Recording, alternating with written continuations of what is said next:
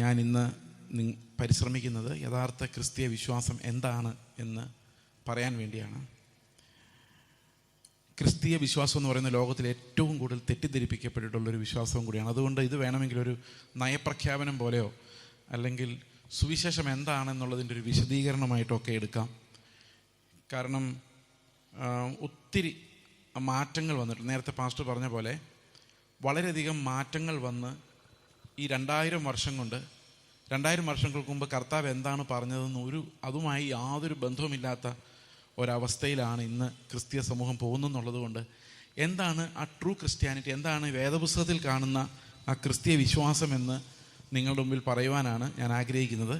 എൻ്റെ ആഗ്രഹം നിങ്ങളെല്ലാവരും ഇത് ഒന്ന് കൺസിഡർ ചെയ്യണമെന്നുള്ളതാണ്. ഈ ക്രിസ്തീയ വിശ്വാസം എന്താണ്, ഇതിൻ്റെ യുണീക്ക്നെസ് അല്ലെങ്കിൽ എന്താണ് ഇതിൻ്റെ വ്യത്യസ്തത, എന്തുകൊണ്ടാണ് ഈ ക്രിസ്തീയ പ്രസംഗങ്ങളുമായിട്ട് ഇത്രയും പേര് ഈ ലോകമെമ്പാട് ചുറ്റി നടക്കുന്നത് എന്ന് ഒന്ന് കൺസിഡർ ചെയ്യുവാൻ ഒരു പക്ഷേ ഇത് നിങ്ങളെ സഹായിക്കുമായിരിക്കും എന്ന് ഞാൻ വിചാരിക്കുന്നു. ഞാൻ പ്രധാനമായും പുതിയ നിയമത്തിൽ നിന്ന് സംസാരിക്കാനാണ് ആഗ്രഹിക്കുന്നത്. കാരണം ക്രിസ്ത്യാനിറ്റിയുടെ ഏറ്റവും ചുരുങ്ങിയ വിവരണം, അതായത് നമുക്ക് എളുപ്പത്തിൽ മനസ്സിലാക്കാവുന്ന വിവരണമുള്ളത് പുതിയ നിയമത്തിലാണ്.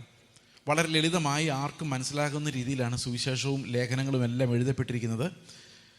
അനേകം ഭാഷകളിലേക്ക് ഈ വേദപുസ്തകം ട്രാൻസ്ലേറ്റ് ചെയ്യപ്പെട്ടിട്ടുണ്ടെന്ന് നമുക്കറിയാം. ഇതെല്ലാം നമ്മുടെ കോമൺ ഭാഷയിൽ വായിച്ച് മനസ്സിലാക്കത്തക്ക രീതിയിലാണ് ഈ വിവർത്തനങ്ങളെല്ലാം വന്നിട്ടുള്ളത്.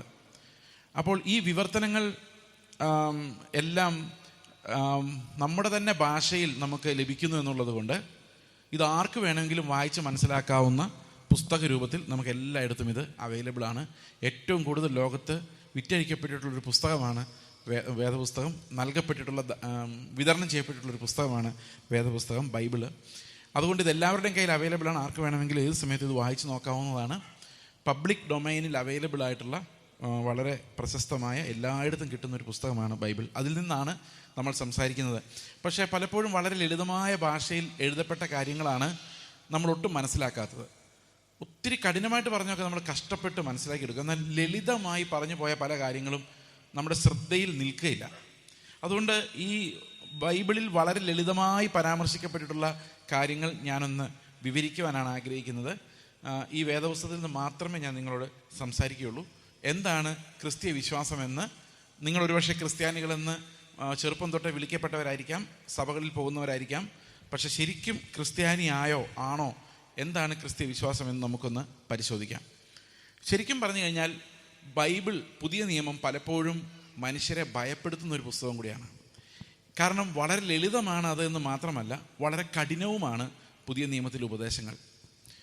നമ്മൾ പുതിയ നിയമം വായിക്കുന്ന പല ആളുകൾക്കും തോന്നുന്ന ഒരു കാര്യം, ഇതൊക്കെ ആരാണ് അനുസരിക്കുന്നത് എന്നുള്ളതാണ്. അതാണ് ഏറ്റവും വലിയ ഒരു വെല്ലുവിളി എന്ന് പറയുന്നത്. ആരാണ് ഇതൊക്കെ അനുസരിക്കുന്നവരാരെങ്കിലും ഉണ്ടോ? ശത്രുക്കളെ സ്നേഹിക്കുന്ന ആരെങ്കിലും ഉണ്ടോ? നമ്മൾ ശത്രുക്കളെല്ലാം സ്നേഹിക്കാൻ പോയി കഴിഞ്ഞാൽ നമുക്ക് ജീവിക്കാൻ പറ്റുമോ? നമ്മുടെ ഉടുപ്പ് ചോദിക്കുന്നതിന് പുതപ്പും കൂടെ കൊടുത്തു കഴിഞ്ഞാൽ ആൾക്കാരെല്ലാം നമ്മുടെ വീട്ടിലുള്ളതെല്ലാം പറക്കിക്കൊണ്ട് പോകില്ലേ? നമുക്ക് എങ്ങനെ ഒരു പ്രായോഗികമായിട്ടൊരു ക്രിസ്ത്യ ജീവിതം നയിക്കാൻ പറ്റുമോ? ഒരു കാരണത്തടിച്ചാൽ മറ്റേ കാരണം കാണിച്ചു കൊടുത്താൽ നമ്മൾ തട്ടിപ്പോകില്ലേ? നമ്മൾ ജീവിച്ചിരിക്കും. നമ്മൾ എങ്ങനെ പ്രായോഗികമായിട്ട് ജീവിക്കും? നമ്മൾ 2 വർത്തമാനം തിരിച്ച് പറയണ്ടേ? ഒരാൾ വഴക്കുണ്ടാക്കാൻ വന്നാൽ നമ്മൾ തടയണ്ടേ? ഇതെന്ത് ഉപദേശമാണ് എന്നൊരു പക്ഷേ അനേകം ആളുകൾ ചിന്തിക്കുന്നുണ്ട്. ക്രിസ്ത്യാനികൾക്ക് പോലും ഇതെന്തിനാണെന്ന് മനസ്സിലായിട്ടില്ല എന്നുള്ളതാണ് എൻ്റെ പ്രധാനപ്പെട്ട പ്രശ്നം. പക്ഷെ ഒരു കാര്യം അറിയാം, ഇത് വായിക്കുന്നവർക്കെല്ലാം മനസ്സിലാവുന്നൊരു കാര്യമുണ്ട്, ഇതൊന്നും അനുസരിക്കുന്ന ആരെയും ഈ നാട്ടിൽ കാണാനില്ല എന്നുള്ള കാര്യം. പ്രസംഗിക്കുന്ന ഒത്തിരി ആൾക്കാരെ നമ്മൾ കാണും, എന്നെ ഉൾപ്പെടെ. പക്ഷേ ഈ പുതിയ നിയമത്തിൽ കർത്താവ് യേശുമിശിഹാ പറഞ്ഞ കാര്യങ്ങൾ അനുസരിക്കുന്ന ആളുകളെ ഒന്നും നമ്മളെങ്ങും കാണാൻ പോകുന്നില്ല. പിന്നെ കാണുന്നത് എന്താണെന്ന് വെച്ച് കഴിഞ്ഞാൽ വലിയ വലിയ കെട്ടിടങ്ങൾ, മുമ്പിൽ കുരിശ്, അങ്ങനെ പ്രതിമകൾ, ഫോട്ടോകൾ. പിന്നെ കാണുന്ന കുറേ വെള്ളവസ്ത്രം ധരിച്ച് ബൈബിളായിട്ട് നടക്കുന്ന കുറേ ആൾക്കാർ. പിന്നെ അവരുടെ പ്രാർത്ഥനകൾ, പിന്നെ ഹീലിംഗ് ക്രൂസൈഡുകൾ. ഇതാ നിങ്ങളുടെ രോഗം മാറുന്നു എന്ന് പറഞ്ഞുകൊണ്ട് ആളുകളെ ഫ്രണ്ടിലോട്ട് തിരുത്തുന്നു, ഉരുട്ടി മറിച്ച് വീഴിക്കുന്നു. ഇത് ക്യാൻസർ ഇപ്പോൾ സൗഖ്യമാവുന്നു, മുഴകൾ അപ്രത്യക്ഷമാവുന്നൊക്കെ പറയുന്നു. വീട്ടിൽ നോക്കുമ്പോൾ മുഴയല്ല അതുപോലെ ഉണ്ട്. ഇങ്ങനെ അനേകം തരത്തിലുള്ള ക്രിസ്തീയ വേലകളും ക്രിസ്തീയ വേലത്തരങ്ങളും സഭകളെന്ന് വിചാരിക്കുന്ന സംഘടനകളും എല്ലാം നമ്മുടെ ചുറ്റുമുണ്ട്. അപ്പോൾ ശരിക്കും ഇങ്ങനെ അനേകം ആളുകൾ ഈ ക്രിസ്ത്യാനിറ്റിയെ റെപ്രസെൻ്റ് ചെയ്ത് സംസാരിക്കുന്നുണ്ട്, അങ്ങനെ ക്രിസ്ത്യാനികളാണെന്ന് പറയുന്നുണ്ട്, പല കർമ്മങ്ങൾ നടത്തുന്നുണ്ട്, പെരുന്നാളുകൾ നടത്തുന്നുണ്ട്. പക്ഷേ നമ്മൾ പുതിയ നിയമം വായിച്ചു നോക്കുമ്പോൾ ഇതനുസരിക്കുന്ന ഒരാളെ പോലും നമ്മൾ ഒരിടത്തും കാണുന്നില്ല എന്നുള്ളതാണ് ഇതിൻ്റെ പ്രശ്നം. അപ്പോൾ ചുറ്റുമുള്ളവരെല്ലാം നോക്കുമ്പോൾ ഈ ക്രിസ്ത്യാനി എന്ന് പറഞ്ഞ് ഇവർ സുഖിച്ച് ജീവിക്കുന്നതല്ലാതെ ഇവരാരും ഇത് അനുസരിക്കുന്നതായി ഈ ലോകത്തിലുള്ള ആർക്കും കാണാൻ കഴിയുന്നില്ല. അപ്പോൾ പിന്നെ നമ്മൾ എന്ത് ചെയ്യും? നമ്മൾക്ക് ഈ ഉപദേശം എന്താണെന്ന് പറഞ്ഞ് മനസ്സിലാക്കാൻ പറ്റാത്തതുകൊണ്ട് പിന്നെ അവരോട് പറയുന്നത് നിങ്ങളുടെ രോഗം മാറും, നിങ്ങൾക്ക് സമ്പത്തുണ്ടാവും, നിങ്ങളുടെ ബിസിനസ് വർദ്ധിക്കും എന്നൊക്കെ പറഞ്ഞ് ഇങ്ങനെ ആളുകളെ എന്താ പറയുന്നത്, ഇത് ശക്തനായൊരു ദൈവം ഇപ്പോൾ പ്രവർത്തിക്കും എന്നൊക്കെ പറഞ്ഞ് നമ്മളൊരു മതം ഇൻട്രൊഡ്യൂസ് ചെയ്യാണ് സാധാരണയൊക്കെ നടക്കുന്നത്. അപ്പോൾ ഒരു മതവിശ്വാസം ഉണ്ടാക്കിയെടുക്കും. അപ്പം എനിക്ക് ഈ മതം അനുസരിച്ച് പോയി കഴിഞ്ഞാൽ, കൃത്യമായി അവിടെ പൈസ ഇട്ട് കഴിഞ്ഞാൽ, അല്ലെങ്കിൽ ഞാൻ കൃത്യമായി എല്ലാ യോഗത്തിലൊക്കെ സംബന്ധിച്ച് കഴിഞ്ഞാൽ എൻ്റെ കാര്യങ്ങൾ നടന്നു കിട്ടും, എൻ്റെ ബിസിനസ് ശരിയാവും, എൻ്റെ നടുവേദന മാറും. ഇങ്ങനെയൊക്കെയുള്ളൊരു മതത്തിലേക്ക് ആളുകളെ വിളിച്ച് കൂട്ടിയിട്ട് എന്ത് ചെയ്യുന്നു വെച്ച് കഴിഞ്ഞാൽ യഥാർത്ഥ ക്രിസ്തീയ വിശ്വാസം എന്താണെന്ന് ഒരിക്കലും ആരും പറഞ്ഞു തരാൻ ശ്രമിക്കാറില്ല. അതിൻ്റെ കാരണം അവരും ഇത് അനുസരിക്കാറില്ല എന്നുള്ളതുകൊണ്ടാണ്. അപ്പോൾ ശരിക്കും ഈ ക്രിസ്തീയ വിശ്വാസത്തെ ശരിക്കും റെപ്രസെൻ്റ് ചെയ്യാൻ ഭയങ്കര പാടാണ്. ഇത് എളുപ്പമല്ല. ഇപ്പം ഞാനിവിടെ നിന്ന് സംസാരിക്കുമ്പോൾ എനിക്കറിയാം വളരെ ലളിതമായൊരു പുസ്തകമാണ് ബൈബിളെങ്കിലും ഈ ബൈബിളിലെ വിശ്വാസം എന്താണെന്ന് പറഞ്ഞു തരാൻ എളുപ്പമല്ല. നമ്മുടെ രാഷ്ട്രപിതാവായ മഹാത്മാഗാന്ധി ഒത്തിരി പരിശ്രമിച്ച ഒരാളാണ്. നമുക്ക് മഹാത്മാഗാന്ധിയുടെ ജീവിതം നോക്കുമ്പോൾ മനസ്സിലാവുന്ന ഒരു കാര്യം, വേദപുസ്തകത്തിൽ ഭയങ്കരമായിട്ട് ഇമ്പ്രസ്ഡ് ആയിട്ടുള്ള ഒരാളായിരുന്നു മഹാത്മാഗാന്ധി. അതുപോലെ നമ്മുടെ രണ്ടാമത്തെ പ്രസിഡൻ്റായിരുന്ന സർവപ്പള്ളി രാധാകൃഷ്ണൻ ഉൾപ്പെടെ, വിവേകാനന്ദൻ ഉൾപ്പെടെ അനേകം ഇന്ത്യക്കാർ, ഭാരതീയ മക്കൾ ഈ വേദപുസ്തകം വായിച്ചിട്ട് ഇതൊക്കെ ആരെ കൊണ്ട് സാധിക്കുമെന്ന് അത്ഭുതപ്പെട്ട് നോക്കിയിട്ടുണ്ട്. അവരിൽ ചിലർ ഇങ്ങനെ പറയുകയും ചെയ്തു, ആകെ ഒരു ക്രിസ്ത്യാനി മാത്രമേ ലോകത്ത് ജീവിച്ചിരുന്നിട്ടുള്ളൂ, അത് യേശുക്രിസ്തുവാണ്, ബാക്കിയുള്ളവർ മുഴുവൻ അഭിനയമാണെന്നാണ് അവരെല്ലാവരും വിചാരിച്ചത്. അപ്പോൾ ഇത് വായിച്ചിട്ട് അനേകം ആൾക്കാർക്ക് ഇത് എങ്ങനെ പ്രായോഗികമാക്കണം എന്ന് മനസ്സിലായില്ല എന്നുള്ളതാണ് ഇതിൻ്റെ ഏറ്റവും വലിയ ഐറണി, വിരോധാഭാസം എന്ന് പറയുന്നത്. അപ്പോൾ എന്താണ് ഈ സുവിശേഷം എന്ന് അറിഞ്ഞിരിക്കുക എന്ന് പറയുന്നത് നമ്മുടെ എല്ലാവരുടെയും കടമയാണ്. ഇത് ഒരുപക്ഷെ നിങ്ങൾക്ക് ക്രിസ്ത്യാനിറ്റിയോട് അങ്ങനെ ഒരു താല്പര്യം ഉണ്ടായിരിക്കില്ല, ഒരുപക്ഷെ ഒരു ക്രിസ്ത്യാനി ആയിരിക്കുകയേ ഇല്ല, ഒരുപക്ഷെ ദൈവവിശ്വാസി പോലും ആയിരിക്കില്ല. എന്നവന് ഈ ലോകം മുഴുവൻ വ്യാപിച്ച യേശുക്രിസ്തുവിൻ്റെ സുവിശേഷം എന്താണ് എന്ന് ബുദ്ധി കൊണ്ടെങ്കിലും ഒന്ന് ആരാഞ്ഞ് ഇതെന്താണ് സംഭവം എന്നൊന്ന് അറിഞ്ഞിരിക്കുന്നത് നിങ്ങൾക്ക് എല്ലാവർക്കും നല്ലതായിരിക്കുമെന്ന് ഞാൻ വിചാരിക്കുന്നു. അതുകൊണ്ട് വളരെ ദീർഘമായി ഞാൻ സംസാരിക്കുന്നതിനേക്കാളും ഈ ഒരു ആശയം നിങ്ങളോട് കമ്മ്യൂണിക്കേറ്റ് ചെയ്യാനാണ് ഞാൻ പരിശ്രമിക്കുന്നത്. അപ്പോൾ ശരിക്കും പുതിയ നിയമം ആരംഭിക്കുന്ന മത്തായിയുടെ സുവിശേഷത്തിൽ നിന്നാണ്.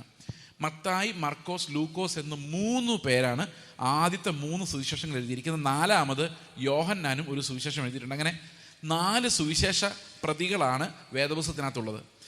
ഇത് 4 പ്രതികളും സംസാരിക്കുന്നത് യേശുക്രിസ്തുവിൻ്റെ ജീവിതത്തെക്കുറിച്ചും ഈ ലോകത്തിലുണ്ടായിരുന്ന 33 വർഷക്കാലം കർത്താവ് ജീവിച്ച ജീവിതത്തെക്കുറിച്ചും അവൻ ചെയ്ത അത്ഭുതങ്ങളെക്കുറിച്ചും ഉപദേശങ്ങളെക്കുറിച്ചുമാണ്. യേശു കർത്താവ് ജനിച്ചതും ജീവിച്ചതും ഉപദേശിച്ചതും അത്ഭുതങ്ങൾ ചെയ്തതും മരിച്ചതും ഉയർത്തെഴുന്നേറ്റതും ആയ സംഭവങ്ങളാണ് ഈ 4 സുവിശേഷങ്ങളിലുള്ളത്. അതിലേറ്റവും കൂടുതൽ നമ്മളെ സ്ട്രൈക്ക് ചെയ്യുന്നത് ആ ഉപദേശങ്ങളുടെ കട്ടിയാണ്. കാരണം അതിനു മുമ്പ് ഒരിക്കലും ഒരിടത്തും ഇല്ലാതിരുന്ന കുറേ ഉപദേശങ്ങൾ കർത്താവ് ആദ്യമായിട്ട് നൽകുന്നുണ്ട്. അതായത് നമ്മുടെ മോറൽ നിയമങ്ങൾ, സന്മാർഗ നിയമങ്ങൾ, സഹോദരനോട് എങ്ങനെ പെരുമാറണം, ശത്രുവിനോട് എങ്ങനെ പെരുമാറണം, ഇങ്ങനെയുള്ള മോറൽ നിയമങ്ങൾ കർത്താവ് പറയുന്നത് വളരെ ആഴമായിട്ടാണ്. അതായത് സഹോദരനെ ദ്വേഷിക്കുന്ന, നിങ്ങളുടെ ഉള്ളിൽ ആരോടെങ്കിലും വെറുപ്പ് തോന്നുന്നുണ്ടെങ്കിൽ, നിങ്ങൾ ആരെങ്കിലും നിങ്ങളുടെ കുടുംബത്തിലോ വീട്ടിലോ ആരെങ്കിലും നിങ്ങൾ സ്നേഹിക്കാതിരിക്കുന്നുണ്ടെങ്കിൽ, അവരെക്കുറിച്ച് ഓർക്കുമ്പോൾ നിങ്ങളുടെ വെറുപ്പാണ് വരുന്നതെങ്കിൽ നിങ്ങൾ കൊലപാതകൻ്റെ ലിസ്റ്റിലാണ് വരുന്നത്. കാരണം നമ്മളൊരാളെ വെറുക്കുമ്പം അത് കൊലപാതക തുല്യമാണ് എന്നാണ് വേദപുസ്തകം പറയുന്നത്. അതുപോലെ സ്ത്രീയെ മോഹിക്കേണ്ടതിന് അവളെ നോക്കുന്നവനെല്ലാം വ്യഭിചാരം ചെയ്യുന്നവർ. വളരെ കട്ടിയായിട്ടുള്ള ഉപദേശങ്ങളാണ്. സഹോദരനെ നിസാര എന്ന് വിളിക്കരുത്, വിഡ്ഢി എന്ന് വിളിക്കരുത്, മൂടാന്ന് വിളിക്കരുത്, ഇങ്ങനെയുള്ള അനേകം കട്ടിയായിട്ടുള്ള കാര്യങ്ങളുണ്ട്. അതുപോലെ ചില സമയത്ത് കർത്താവ് ചിലരോട് ഇങ്ങനെയും പറഞ്ഞു, നിന്റെ സ്വത്തുക്കളെല്ലാം വിറ്റ് ദരിദ്രർക്ക് കൊടുത്തിട്ട് എന്നെ അനുഗമിക്കും. ഇതൊക്കെ മനുഷ്യർ വായിച്ചു നോക്കുമ്പം നമ്മൾ സ്വത്ത് ഉണ്ടാക്കാൻ വേണ്ടിയാണ് പ്രാർത്ഥിക്കുന്നത്. ഇവിടെ നേരെ തിരിച്ചാ. ഇവിടെ കർത്താവ് പറയണം, എൻ്റെ പിന്നാലെ വരുവാണെങ്കിൽ സ്വത്ത് കിട്ടുമല്ല, നിങ്ങളുള്ളതെല്ലാം കളഞ്ഞിട്ട് എൻ്റെ പിന്നാലെ വരേണ്ടി വരും. ആരെങ്കിലും പോകുമോ? അപ്പോൾ എന്താണ് ഈ കർത്താവ് പറയുന്നതെന്ന് മനസ്സിലാകാതെ വരുമ്പോഴേക്കും അനേകം ആളുകൾ ഇടറിപ്പോകുവാൻ ഇടയുണ്ട്.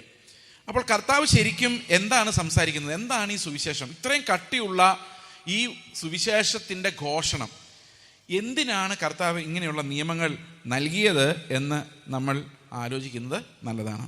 അപ്പോൾ ഇതിനൊരു കഥ, കർത്താവിൻ്റെ അടുത്ത് വന്ന ഒരു ധനവാനായ ഒരു മനുഷ്യൻ്റെ കഥയിലൂടെ നമുക്ക് മനസ്സിലാക്കാൻ ശ്രമിക്കാം ഈ കട്ടിയായ ഉപദേശങ്ങൾ എങ്ങനെയാണ് പണി ചെയ്യുന്നതെന്നുള്ളത്.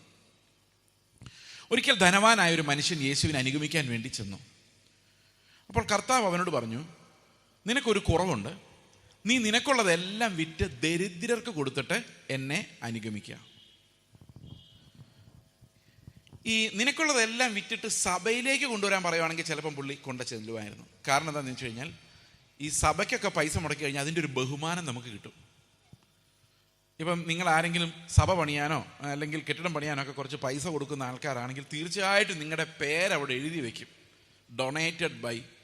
അല്ലെങ്കിൽ അങ്ങനെ ഒന്നും എഴുതി വെച്ചില്ലെങ്കിലും ഈ പാസ്റ്റർമാർ എഴുന്നേറ്റ് നിങ്ങളൊന്ന് പൊക്കി പറയുമെങ്കിലും ചെയ്യും, ഇത്രയും പൈസ ഇയാളാണ് തന്നത്, നമുക്ക് എല്ലാവർക്കും ഇദ്ദേഹത്തെ ഓർത്ത് കർത്താവിന് നന്ദി പറയാം. ഇദ്ദേഹത്തോടാണ് നന്ദി പറയുന്നതെങ്കിലും അത് കർത്താവിനാണ് പോകുന്നതെന്നാണ് ഇവർ വിചാരിക്കുന്നത്. അപ്പം നമ്മൾ സഭയ്ക്ക് കൊടുത്താൽ, മതത്തിന് കൊടുത്താൽ അത് നമുക്കൊരു ക്രെഡിറ്റ് ആയിട്ടാണ് മാറുന്നത്. എന്നാൽ വഴിയിലിരിക്കുന്ന ഒരാൾക്ക് നമ്മൾ ആരും അറിയാതെ, ഇടങ്കൈ വലങ്കൈ അറിയാതെ നമ്മൾ അയാൾക്ക് നമ്മുടെ സ്വത്തെല്ലാം വിട്ടിട്ട് പോയി കഴിഞ്ഞാൽ അതുകൊണ്ട് ഒരു ക്രെഡിറ്റ് നമുക്കില്ലെന്ന് മാത്രമല്ല നമ്മുടെ കയ്യിലുള്ളത് പോവുകയും ചെയ്തു. ആരെങ്കിലും ചെയ്യുമോ? ഭയങ്കര പാടായിരിക്കും. അപ്പോൾ ഈ മനുഷ്യൻ ഒത്തിരി സമ്പത്തുള്ള ആളായിരുന്നത് കൊണ്ട് ഇത് കേട്ട് ദുഃഖിച്ച് മടങ്ങിപ്പോയി എന്നാണ് പറയുന്നത്. അപ്പം കർത്താവ് ശിഷ്യന്മാരോട് പറയുകയാണ്, ധനവാൻ ദൈവരാജ്യത്തിൽ കടക്കുന്നതിനേക്കാളും എളുപ്പം ഒരു ഒട്ടകം സൂചിക്കുഴയിലൂടെ കടന്നു പോകുന്നതാണ്. നമുക്കറിയാം ഇന്ന് മതങ്ങളെല്ലാം നിലനിൽക്കുന്നത് സമ്പന്നരായ ആളുകളെ വെച്ചിട്ടാണ്. സമ്പത്തില്ലെങ്കിൽ മതമില്ല.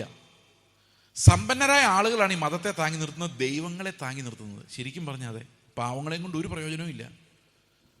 ഒരു കൺവെൻഷൻ നടത്തണമെങ്കിൽ എത്രയാ പൈസ വേണ്ടത് അല്ലേ? ഇതിനൊന്നും അളവില്ല, എണ്ണമില്ല പൈസയ്ക്ക്. ഒരു കെട്ടിടം പണിയണമെങ്കിൽ എന്താ വേണ്ടത്? ഈ സുവിശേഷ വേലയിൽ അതുപോലെ തന്നെ ഈ സുവിശേഷം പറഞ്ഞ് മുതലാളിമാരായ അനേകം ആൾക്കാരുണ്ട്. അവർക്കെല്ലാം ജീവിച്ചു പോകണമെങ്കിൽ നിസ്സാര പണമൊന്നും പോരാ. അപ്പോൾ ശരിക്കും ധനവാന്മാരായ വിശ്വാസികളാണ് ഈ മതങ്ങളെല്ലാം നിലനിർത്തുന്നത്. അപ്പോൾ ശിഷ്യന്മാരുടെ കർത്താവ് പറയാണ്, ധനവാൻ ദൈവരാജ്യത്തിൽ കിടക്കുന്നതിനേക്കാൾ എളുപ്പം ഒട്ടകം സൂചിക്കുഴലിൽ പോകുന്നതാണ്. അപ്പോൾ വലിയ ധനവാന്മാരെ ഇല്ലാതെ നമ്മൾ എങ്ങനെ പോകും എന്ന് നമ്മൾ ചിന്തിക്കുമ്പോൾ കർത്താവ് ചിന്തിക്കുന്നത് ഇവരെയും കൊണ്ട് ദൈവരാജ്യത്തിന് ഒരു പ്രയോജനവും ഇല്ല എന്നാണ്. നേരെ തിരിച്ചാണ്, ഒരു റിവേഴ്സ് ഫിലോസഫിയാണ്.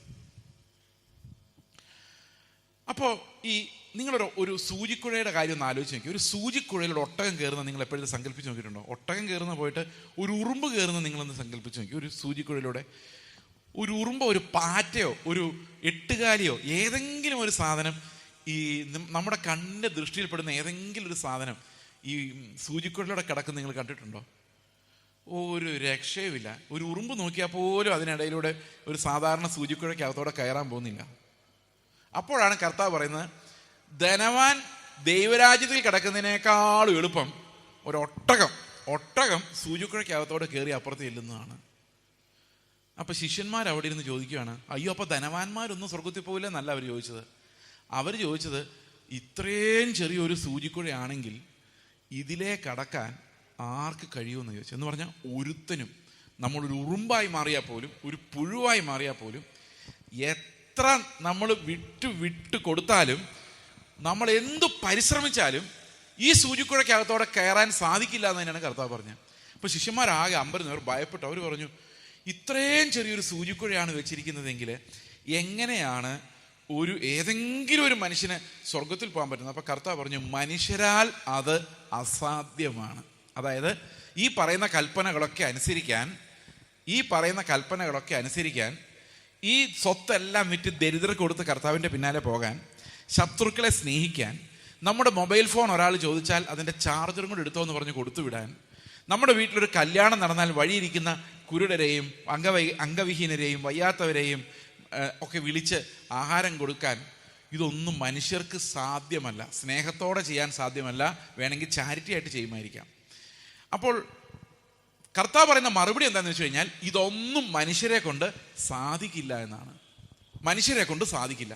അതിൻ്റെ പുറകെ പറയുന്നൊരു കാര്യം, ഇത് മനുഷ്യരാൽ അസാധ്യമാണ്. അതായത് മത്തായിയുടെ സുവിശേഷത്തിലും മർക്കോസിൻ്റെ സുവിശേഷത്തിലും ലൂക്കോസിൻ്റെ സുവിശേഷത്തിലൂടെയും വരുന്ന വലിയ നീതി ഉണ്ടല്ലോ, അതിഭയങ്കരമായ നീതി, അതായത് കഠിനമായ കൽപ്പനകൾ, ഇതൊന്നും മനുഷ്യരെ കൊണ്ട് സാധിക്കില്ല. പക്ഷേ നമ്മളെ അങ്ങനെ ആക്കി മാറ്റാൻ ദൈവത്തെ കൊണ്ട് സാധിക്കും. അപ്പൊ സുവിശേഷം എന്ന് പറയുന്നത് മനുഷ്യരാൽ നടക്കുന്ന ഒരു കാര്യമല്ല, അത് ദൈവത്താൽ മാത്രം നടക്കുന്ന ഒരു കാര്യമാണ്. അപ്പം നിങ്ങൾ വിചാരിക്കുകയാണ് നാളെ തൊട്ട് ഞാൻ ശത്രുക്കളെ സ്നേഹിക്കാൻ പോവുകയാണ്, ഓക്കെ, ക്രിസ്ത്യാനിയാവാൻ പോവാണ്, നാളെ തൊട്ട് ഞാൻ ശത്രുക്കളെ സ്നേഹിക്കാൻ പോവാണ്, ഒരു തീരുമാനമൊക്കെ എടുത്തിട്ട് നേരെ വീട്ടിലോട്ട് ചെല്ലുമ്പോൾ അമ്മായിമ്മയുടെ മുഖം കാണുമ്പം, അല്ലെ മരുമകളുടെ മുഖം കാണുമ്പം, അല്ലെ വേണ്ട ഭർത്താവിൻ്റെ മുഖം കാണുമ്പം, ഭാര്യയുടെ മുഖം കാണുമ്പം, അല്ലെങ്കിൽ അയൽവക്കത്ത് നമുക്കെതിരെ പാര പണിതുകൊണ്ടിരിക്കുന്ന ആളുടെ മുഖം കാണുമ്പോൾ ശത്രുക്കളെ സ്നേഹിക്കണം എന്നുള്ളതൊക്കെ നമ്മൾ മറന്നുപോകും. കാരണം ഈ ശരീരത്തിലൂടെ വരുന്ന വികാരങ്ങളൊന്നും ഈ കൽപ്പന അനുസരിക്കാൻ നമ്മളെ സഹായിക്കുന്നില്ല. നമ്മൾ എത്ര തീരുമാനമെടുത്താലും, നിങ്ങളൊന്ന് തീരുമാനം എടുത്ത് നോക്കിയോ, വേണേൽ ട്രൈ ചെയ്ത് നോക്ക്, ശത്രുക്കളെ സ്നേഹിക്കാനൊരു തീരുമാനം എടുത്ത് നോക്ക്, നടക്കുമോയെന്നറിയാലോ? നടക്കുകയില്ല. അപ്പോൾ ഇത്രയും കാര്യങ്ങൾ കർത്താവ് പറഞ്ഞിട്ട് പറയാണ്, ഇതെല്ലാം നിങ്ങൾ അനുസരിച്ചേ പറ്റുള്ളൂ, പക്ഷെ നിങ്ങളെ കൊണ്ട് ഇതൊന്നും അനുസരിക്കാനുള്ള കഴിവില്ല. അപ്പൊ ഇത്രയും വലിയ നീതിയുടെ പുസ്തകങ്ങളെല്ലാം വായിച്ചു നോക്കുമ്പോൾ നമ്മൾ ഒരു കാര്യം മനസ്സിലാകണം, ഈ നീതി എന്ന് പറയുന്നത് പെർഫെക്റ്റ് ആയിട്ടുള്ളൊരു നീതി, അതായത് ആർക്കും ചോദ്യം ചെയ്യാൻ പറ്റാത്ത ഒരു നീതിയുണ്ട്. അത് ക്രിസ്തുവിൻ്റെ നീതിയാണ്, അത് ദൈവത്തിൻ്റെ നീതിയാണ്, അത് മനുഷ്യരെ കൊണ്ട് അസാധ്യമാണ്. അപ്പോൾ ക്രിസ്തീയ വിശ്വാസം എന്ന് പറയുന്നത് മാനുഷികമായ ഒന്നല്ല. അപ്പോൾ ഇതൊക്കെ അനുസരിക്കാൻ വേണ്ടി തന്നതല്ലേ എന്ന് ചോദിച്ചു കഴിഞ്ഞാൽ അനുസരിക്കാൻ വേണ്ടി തന്നതാണ്. അത് മനുഷ്യരാൽ അസാധ്യമായതുകൊണ്ട് ദൈവത്തെ ആശ്രയിക്കാതെ നമുക്ക് ഒരു ദിവസം പോലും ഒരു ക്രിസ്ത്യാനിയായിട്ട് ജീവിക്കാൻ സാധിക്കില്ല. കാരണം ഈ സൂചിക്കുഴലിലൂടെ നമ്മളെ കടത്താൻ ദൈവത്തിന് മാത്രമേ കഴിയുള്ളൂ. അപ്പൊ സുവിശേഷത്തിൽ നമ്മൾ ആദ്യം മനസ്സിലാക്കുന്ന കാര്യം, ദൈവത്തിൻ്റെ നീതിയും ദൈവത്തിൻ്റെ ന്യായവിധിയും ദൈവത്തിൻ്റെ സ്വഭാവവും മനുഷ്യരുടേതുപോലെ അല്ല. അവൻ്റെ നീതി എന്ന് പറയുന്നത് നമുക്ക് ചിന്തിക്കാൻ പോലും പറ്റാത്ത ഉയരത്തിലാണ്. കർത്താവ് പറയാണ്, ദൈവം സ്വർഗത്തിൽ നിന്ന് നൽകുന്ന അനുഗ്രഹങ്ങൾ നീതിമാനും ദുഷ്ടനും ഒരുപോലെയാണ് കൊടുക്കുന്നത്. മഴ പെയ്യുമ്പോൾ അന്ന് ക്രിസ്ത്യാനിയുടെ വീട്ടിൽ കുറച്ച് മഴ കൂടുതൽ പെയ്ച്ചേക്കാമെന്ന് ദൈവം ഒരിക്കലും തീരുമാനിക്കുന്നില്ല. വെള്ളപ്പൊക്കം വരുമ്പോൾ ചിലർ പറയും ക്രിസ്ത്യാനിയുടെ വീട്ടിൽ മാത്രം വെള്ളപ്പൊക്കം വന്നില്ല, ചുമ്മാ പറയുന്നത്. എല്ലാവർക്കും ഇതെല്ലാം വരുന്നുണ്ട്. കോവിഡ് വരുമ്പം വിശ്വാസികളുടെ മരണനിരക്കും അവിശ്വാസികളുടെ മരണനിരക്കും എല്ലാം ഒന്ന് തന്നെയാണ് അല്ലേ? ക്യാൻസർ വന്ന് മരിക്കുന്നവരിൽ വിശ്വാസികളും അവിശ്വാസികളും എല്ലാം ഒരേ നമ്പർ തന്നെയാണ് മരിക്കുന്നത്. കാരണം ഇന്നേ വരെ ലോകത്തിൽ ആർക്കും ഇങ്ങനൊന്നും കാണാൻ പറ്റിയിട്ടില്ല. വിശ്വാസികളുടെ ഇടയിലൊക്കെ മരണനിരക്കില്ല, കുറവാണ്. അവിശ്വാസികളാണ് മരിക്കുന്നതെന്ന് ആരെങ്കിലും പറഞ്ഞിട്ടുണ്ടോ? ഇല്ല, എല്ലാം ഒരുപോലെയാണ്. കാരണം ദൈവം ഈ ലോകത്ത് കൊടുക്കുന്ന ആയുസ്, ആരോഗ്യം, സമ്പത്ത് ഇതൊന്നും വിശ്വാസം നോക്കിയല്ല കൊടുക്കുന്നത്. അത് നീതിമാന്റെ മേലും നീതി കെട്ടവരുടെ മേലും ഒരുപോലെ ദൈവം കൊടുക്കുന്ന കാര്യമാണ്. നിങ്ങൾക്ക് സമ്പത്ത് ഉണ്ടാകാൻ വേണ്ടിയോ ആരോഗ്യം ഉണ്ടാകാൻ വേണ്ടിയോ നിങ്ങൾ ക്രിസ്തുവിൻ്റെ പിന്നാലെ വരേണ്ട കാര്യമില്ല. നല്ലപോലെ അധ്വാനിച്ചാൽ മതി. നിങ്ങളുടെ ആരും ഇങ്ങനെയൊന്നും പറയാല ഈ സ്റ്റേജിൽ നിന്നുകൊണ്ട്, പക്ഷെ അത് സത്യമാണ്. കാരണം ഇന്ത്യയിൽ ഏറ്റവും കൂടുതൽ സമ്പത്തുള്ളവർ ക്രിസ്ത്യാനികളാണോ? ആണോ സഹോദരങ്ങളെ? അല്ല. ക്രിസ്ത്യാനികൾക്ക് കാശുണ്ടാക്കാൻ കൂടുതൽ പാട്. അവന് 10 രൂപ ലാഭം കിട്ടി 5 രൂപ ആർക്കെങ്കിലും കൊടുക്കണമെന്ന് ഇങ്ങനെ ഉള്ളിൽ തോന്നിക്കൊണ്ടിരിക്കും. പിന്നെ അവൻ എങ്ങനെ മുതലാളിയാവും? അങ്ങനെ തോന്നുന്നില്ലെങ്കിൽ ക്രിസ്ത്യാനിയല്ല. അപ്പൊ പിന്നെ ഈ സമ്പത്തുണ്ടാകുന്നവരും വലിയ ധനവാന്മാരും വലിയ കെട്ടിടങ്ങൾ പണിയുന്നവരും അങ്ങനെ ഈ സമ്പത്ത് തരുന്ന ഒരു ദൈവമാണോ ബൈബിളിലുള്ളത്? അല്ല. അത് ദൈവം ആർക്കൊക്കെയോ കൊടുക്കുന്നു. അത് ആർക്കാന്ന് പോലും നമുക്ക് മനസ്സിലാകുന്നില്ല. ചിലപ്പം മഹാദുഷ്ടന്മാർക്കായിരിക്കും കാശ് കൊടുക്കുന്നത്. അപ്പൊ ഇതിനെല്ലാം നമ്മൾ കോമൺ അനുഗ്രഹങ്ങൾ എന്നാണ് പറയുന്നത്. ഇത് വിശ്വാസം നോക്കിയല്ല ദൈവം കൊടുക്കുന്നത്, നീതിമാനാണോ നോക്കിയല്ല, മതം നോക്കിയല്ല. കർത്താവ് പറയാണ്, ദൈവത്തിൻ്റെ സ്വഭാവം അങ്ങനെയാണ്. അവൻ സകലരെയും സ്നേഹിക്കുന്നു. അവൻ നല്ല ദാനങ്ങളെ കൊടുക്കുമ്പോൾ എല്ലാവർക്കും കൊടുക്കുന്നു. അതേ സ്വഭാവമുള്ളവരായി നിങ്ങളും മാറണം. നിങ്ങളും നല്ല ദാനങ്ങളെ കൊടുക്കുമ്പോൾ നിങ്ങളുടെ ജാതിയാണോ നോക്കാൻ പാടില്ല, നിങ്ങളുടെ മതമാണോ നോക്കാൻ പാടില്ല. ശമരിയാക്കാരൻ ഇവരുടെ ഒന്നും ജാതിയും മതവും ഒന്നും ആയിരുന്നില്ല, അവനായിരുന്നു അവിടെ നല്ല അയൽക്കാരൻ. അപ്പോൾ ശരിക്കും പറഞ്ഞു കഴിഞ്ഞാൽ ഈ ദൈവത്തിൻ്റെ നീതി എന്ന് പറയുന്നത് മനുഷ്യരുടെ ത്രാസിൽ അളക്കാൻ പറ്റുന്നതല്ല, അതിനേക്കാളൊക്കെ ഉന്നതമാണ്. ദൈവത്തിൻ്റെ സ്നേഹം നമ്മൾ ചിന്തിക്കുന്ന പോലെയല്ല, അതിനേക്കാളൊക്കെ കൂടുതലാണ്. ഈ ദൈവത്തിൻ്റെ സ്നേഹം എന്ന് പറയുന്നത് ഈ ക്രിസ്തീയ വിശ്വാസത്തിനകത്ത് എക്സ്പ്ലെയിൻ ചെയ്തിരിക്കുന്ന പോലെ വേറെ ഒരിടത്തും എക്സ്പ്ലെയിൻ ചെയ്തിട്ടില്ല. നിങ്ങളൊരു കാര്യം മനസ്സിലാക്കേണ്ടത്, ഞാൻ ഉണ്ടാക്കി പറയുന്ന കാര്യങ്ങളല്ല, ഇതെല്ലാം ഈ ബൈബിളിൽ നിന്ന് തന്നെ പറയുന്ന കാര്യമാണ്. 2000 വർഷങ്ങൾക്ക് മുൻപ് എഴുതിയ ഈ പുസ്തകത്തിനകത്തുള്ള കാര്യങ്ങൾ ഇന്നുപോലും മനുഷ്യർക്ക് ചിന്തിക്കാൻ പറ്റാത്ത നീതിയുടെ തലമാണ് അവിടെ വെച്ചിരിക്കുന്നത്. ആ 2000 വർഷം മുമ്പുള്ള പുസ്തകം മറിച്ച് നോക്കിയാൽ ഇന്നും നമ്മൾ അന്തം വിട്ട് നിൽക്കും. ഇതെങ്ങനെ ജീവിക്കാൻ പറ്റും? ഇത്രയും ഭയങ്കര സ്നേഹം, ഇത്രയും ഭയങ്കര ക്ഷമ. ഉദാഹരണത്തിന് ക്ഷമയുടെ കാര്യം കർത്താവിനോട് ചോദിക്കുമ്പോൾ കർത്താവ് പറയുന്നത്, എത്ര പ്രാവശ്യം എൻ്റെ സഹോദരനോട് സ്നേഹിക്കണമെന്നൊരു ശിഷ്യൻ ചോദിക്കുമ്പം കർത്താവ് പറയാണ് 770 പ്രാവശ്യം എന്ന് പറഞ്ഞു കഴിഞ്ഞാൽ 7 × 70 ആയാൽ തന്നെ 7 49 490 ചിലർ പറയുന്ന 7ന്റെ മുകളിൽ 70 എന്ന് പറഞ്ഞു കഴിഞ്ഞാൽ അതങ്ങ് പോയി. 7 × 7 × 7 × 7 × 7 × 70 അങ്ങനെ 70 പ്രാവശ്യം. പിന്നെ കർത്താവ് കാൽവരി ക്രൂശിൽ കാണിച്ചത് എന്താണെന്ന് വെച്ച് കഴിഞ്ഞാൽ മരിക്കുന്ന വരെ, ശ്വാസം പോകുന്ന നിമിഷം വരെ, അതിന് കണക്കില്ല. എപ്പോൾ ശ്വാസം പോകുമോ അതുവരെ ഈ തല്ലിക്കൊണ്ടിരിക്കുന്നവനെ സ്നേഹിക്കുക, ക്ഷമിച്ചുകൊണ്ടിരിക്കുക എന്ന് പറഞ്ഞു കഴിഞ്ഞാൽ ആ ക്ഷമയുടെ സ്വിച്ച് ഒരിക്കലും ഓഫ് ആകാതിരിക്കുക. സ്നേഹത്തിന്റെ സ്വിച്ച് ഭർത്താവ് വന്ന് എത്ര ഇടിച്ചാലും ആ സ്നേഹത്തിന്റെ സ്വിച്ച് അങ്ങനെ തന്നെ നിൽക്കുക. ഇത് കർത്താവായ യേശുക്രിസ്തുവിനല്ലാതെ ആർക്കും പറയാൻ കഴിയില്ല എന്നാണ് ഞാൻ വിശ്വസിക്കുന്നത്. നമുക്കറിയാം ഇന്ന് വിവാഹമോചനങ്ങൾ എത്ര മാത്രമാണ് നമ്മുടെ ഇടയിൽ പെരുകിയിരിക്കുന്നത്. ചുറ്റുപാട് മുഴുവനാണ് നടക്കുന്നത്. ഇപ്പോൾ ഒരു കുടുംബജീവിതത്തിലേക്ക് ഒരു ഭാര്യയ്ക്കും ഭർത്താവിനും പരസ്പരം ഒത്തുപോകാൻ പറ്റുന്നില്ലാതെ വന്നു കഴിയുമ്പം അവരെന്ത് ചെയ്യും? അവര് കൗൺസിലർ അടുത്ത് പോകും, സൈക്കോളജിസ്റ്റിൻ്റെ അടുത്ത് പോകും, അഡ്വൈസ് കൊടുക്കുന്ന ആളുകളുണ്ടല്ലോ, അവരെ കൗൺസിൽ ചെയ്യുന്ന ആൾക്കാരുടെ പോകും. അപ്പോൾ അവരിപ്പോൾ പറയുന്നത് എന്താണെന്ന് വെച്ച് കഴിഞ്ഞാൽ നമ്മൾ ആരുടെ അടിമകളായി ജീവിക്കേണ്ട കാര്യമില്ല. നിങ്ങളുടെ ഭാര്യ നിങ്ങളെ ഒത്തിരി മനോപീഡകൾ തരുന്നുണ്ടോ? നിങ്ങൾ സ്വതന്ത്രമായിട്ട് ജീവിക്കേ. എന്തിനാ ഇങ്ങനെ അടിമകളായിട്ട് ജീവിക്കുന്നത്? ഭാര്യയോടും ഭർത്താവിനോട് തന്നെ ഉപദേശിക്കുന്നത്. പക്ഷേ വേദപുസ്തകത്തിലേക്ക് വരുമ്പം പറയുന്നത് എന്താണെന്നറിയോ? അയാളെ എത്ര മോശമായാലും സ്നേഹിക്കുക, അവളെ എത്ര മോശമായാലും സ്നേഹിക്കുക. അൺകണ്ടീഷണൽ ലവ് ആണ് കർത്താവ് നമുക്ക് തന്നിരിക്കുന്നത്. ഇത് പറയാൻ വേദപുസ്തകത്തിന് മാത്രമേ സാധിക്കുകയുള്ളൂ. ഈ ഒരു അൺകണ്ടീഷണൽ ലവിലേക്ക് നമ്മൾ ഇറങ്ങിക്കഴിയുമ്പോൾ നമ്മുടെ കുടുംബ ബന്ധങ്ങളുടെ എല്ലാ കാഴ്ചകളും മാറുക. അത് ഭാര്യ ആയാലും ഭർത്താവായാലും. ഞാൻ പലപ്പോഴും ആലോചിച്ചിട്ടുണ്ട് ഈ വേദപുസ്തകത്തിനകത്തുള്ള ലിബറലിസം. അതായത് ബൈബിളിൽ പറയുന്നില്ല, ഞാനിത് പരസ്യമായിട്ട് നാട് മുഴുവൻ കേൾക്കെ പറയാണ്, ബൈബിളിൽ ഒരിക്കലും പറയുന്നില്ല കല്യാണം കഴിച്ചാൽ പെൺകുട്ടി പോയി ഭർത്താവിൻ്റെ വീട്ടിൽ പോയി അവരെ ശുശ്രൂഷിക്കണമെന്ന് ബൈബിളിലില്ല. ബൈബിളിൽ പറയുന്നത് കല്യാണം കഴിച്ചു കഴിഞ്ഞാൽ ഭാര്യയും ഭർത്താവും കൂടെ ഒരു ശരീരമായിട്ട് അവരപ്പനെ അമ്മയും വിട്ട് അവരൊരു കുടുംബം ഉണ്ടാക്കണമെന്നാണ് സ്ത്രീകൾക്ക് കൊടുത്തിരിക്കുന്ന ഈ ഒരു സ്വാതന്ത്ര്യം. നിങ്ങൾക്കറിയാം ക്രിസ്ത്യൻ രാജ്യങ്ങളിൽ ഈ സഹോദരിമാർ അനുഭവിക്കുന്ന സ്വാതന്ത്ര്യം എന്ന് പറഞ്ഞ വേദപുസ്തകം കൊടുത്തതാണ്. കാരണം അവിടെ സ്ത്രീ പുരുഷ ഭേദമില്ല.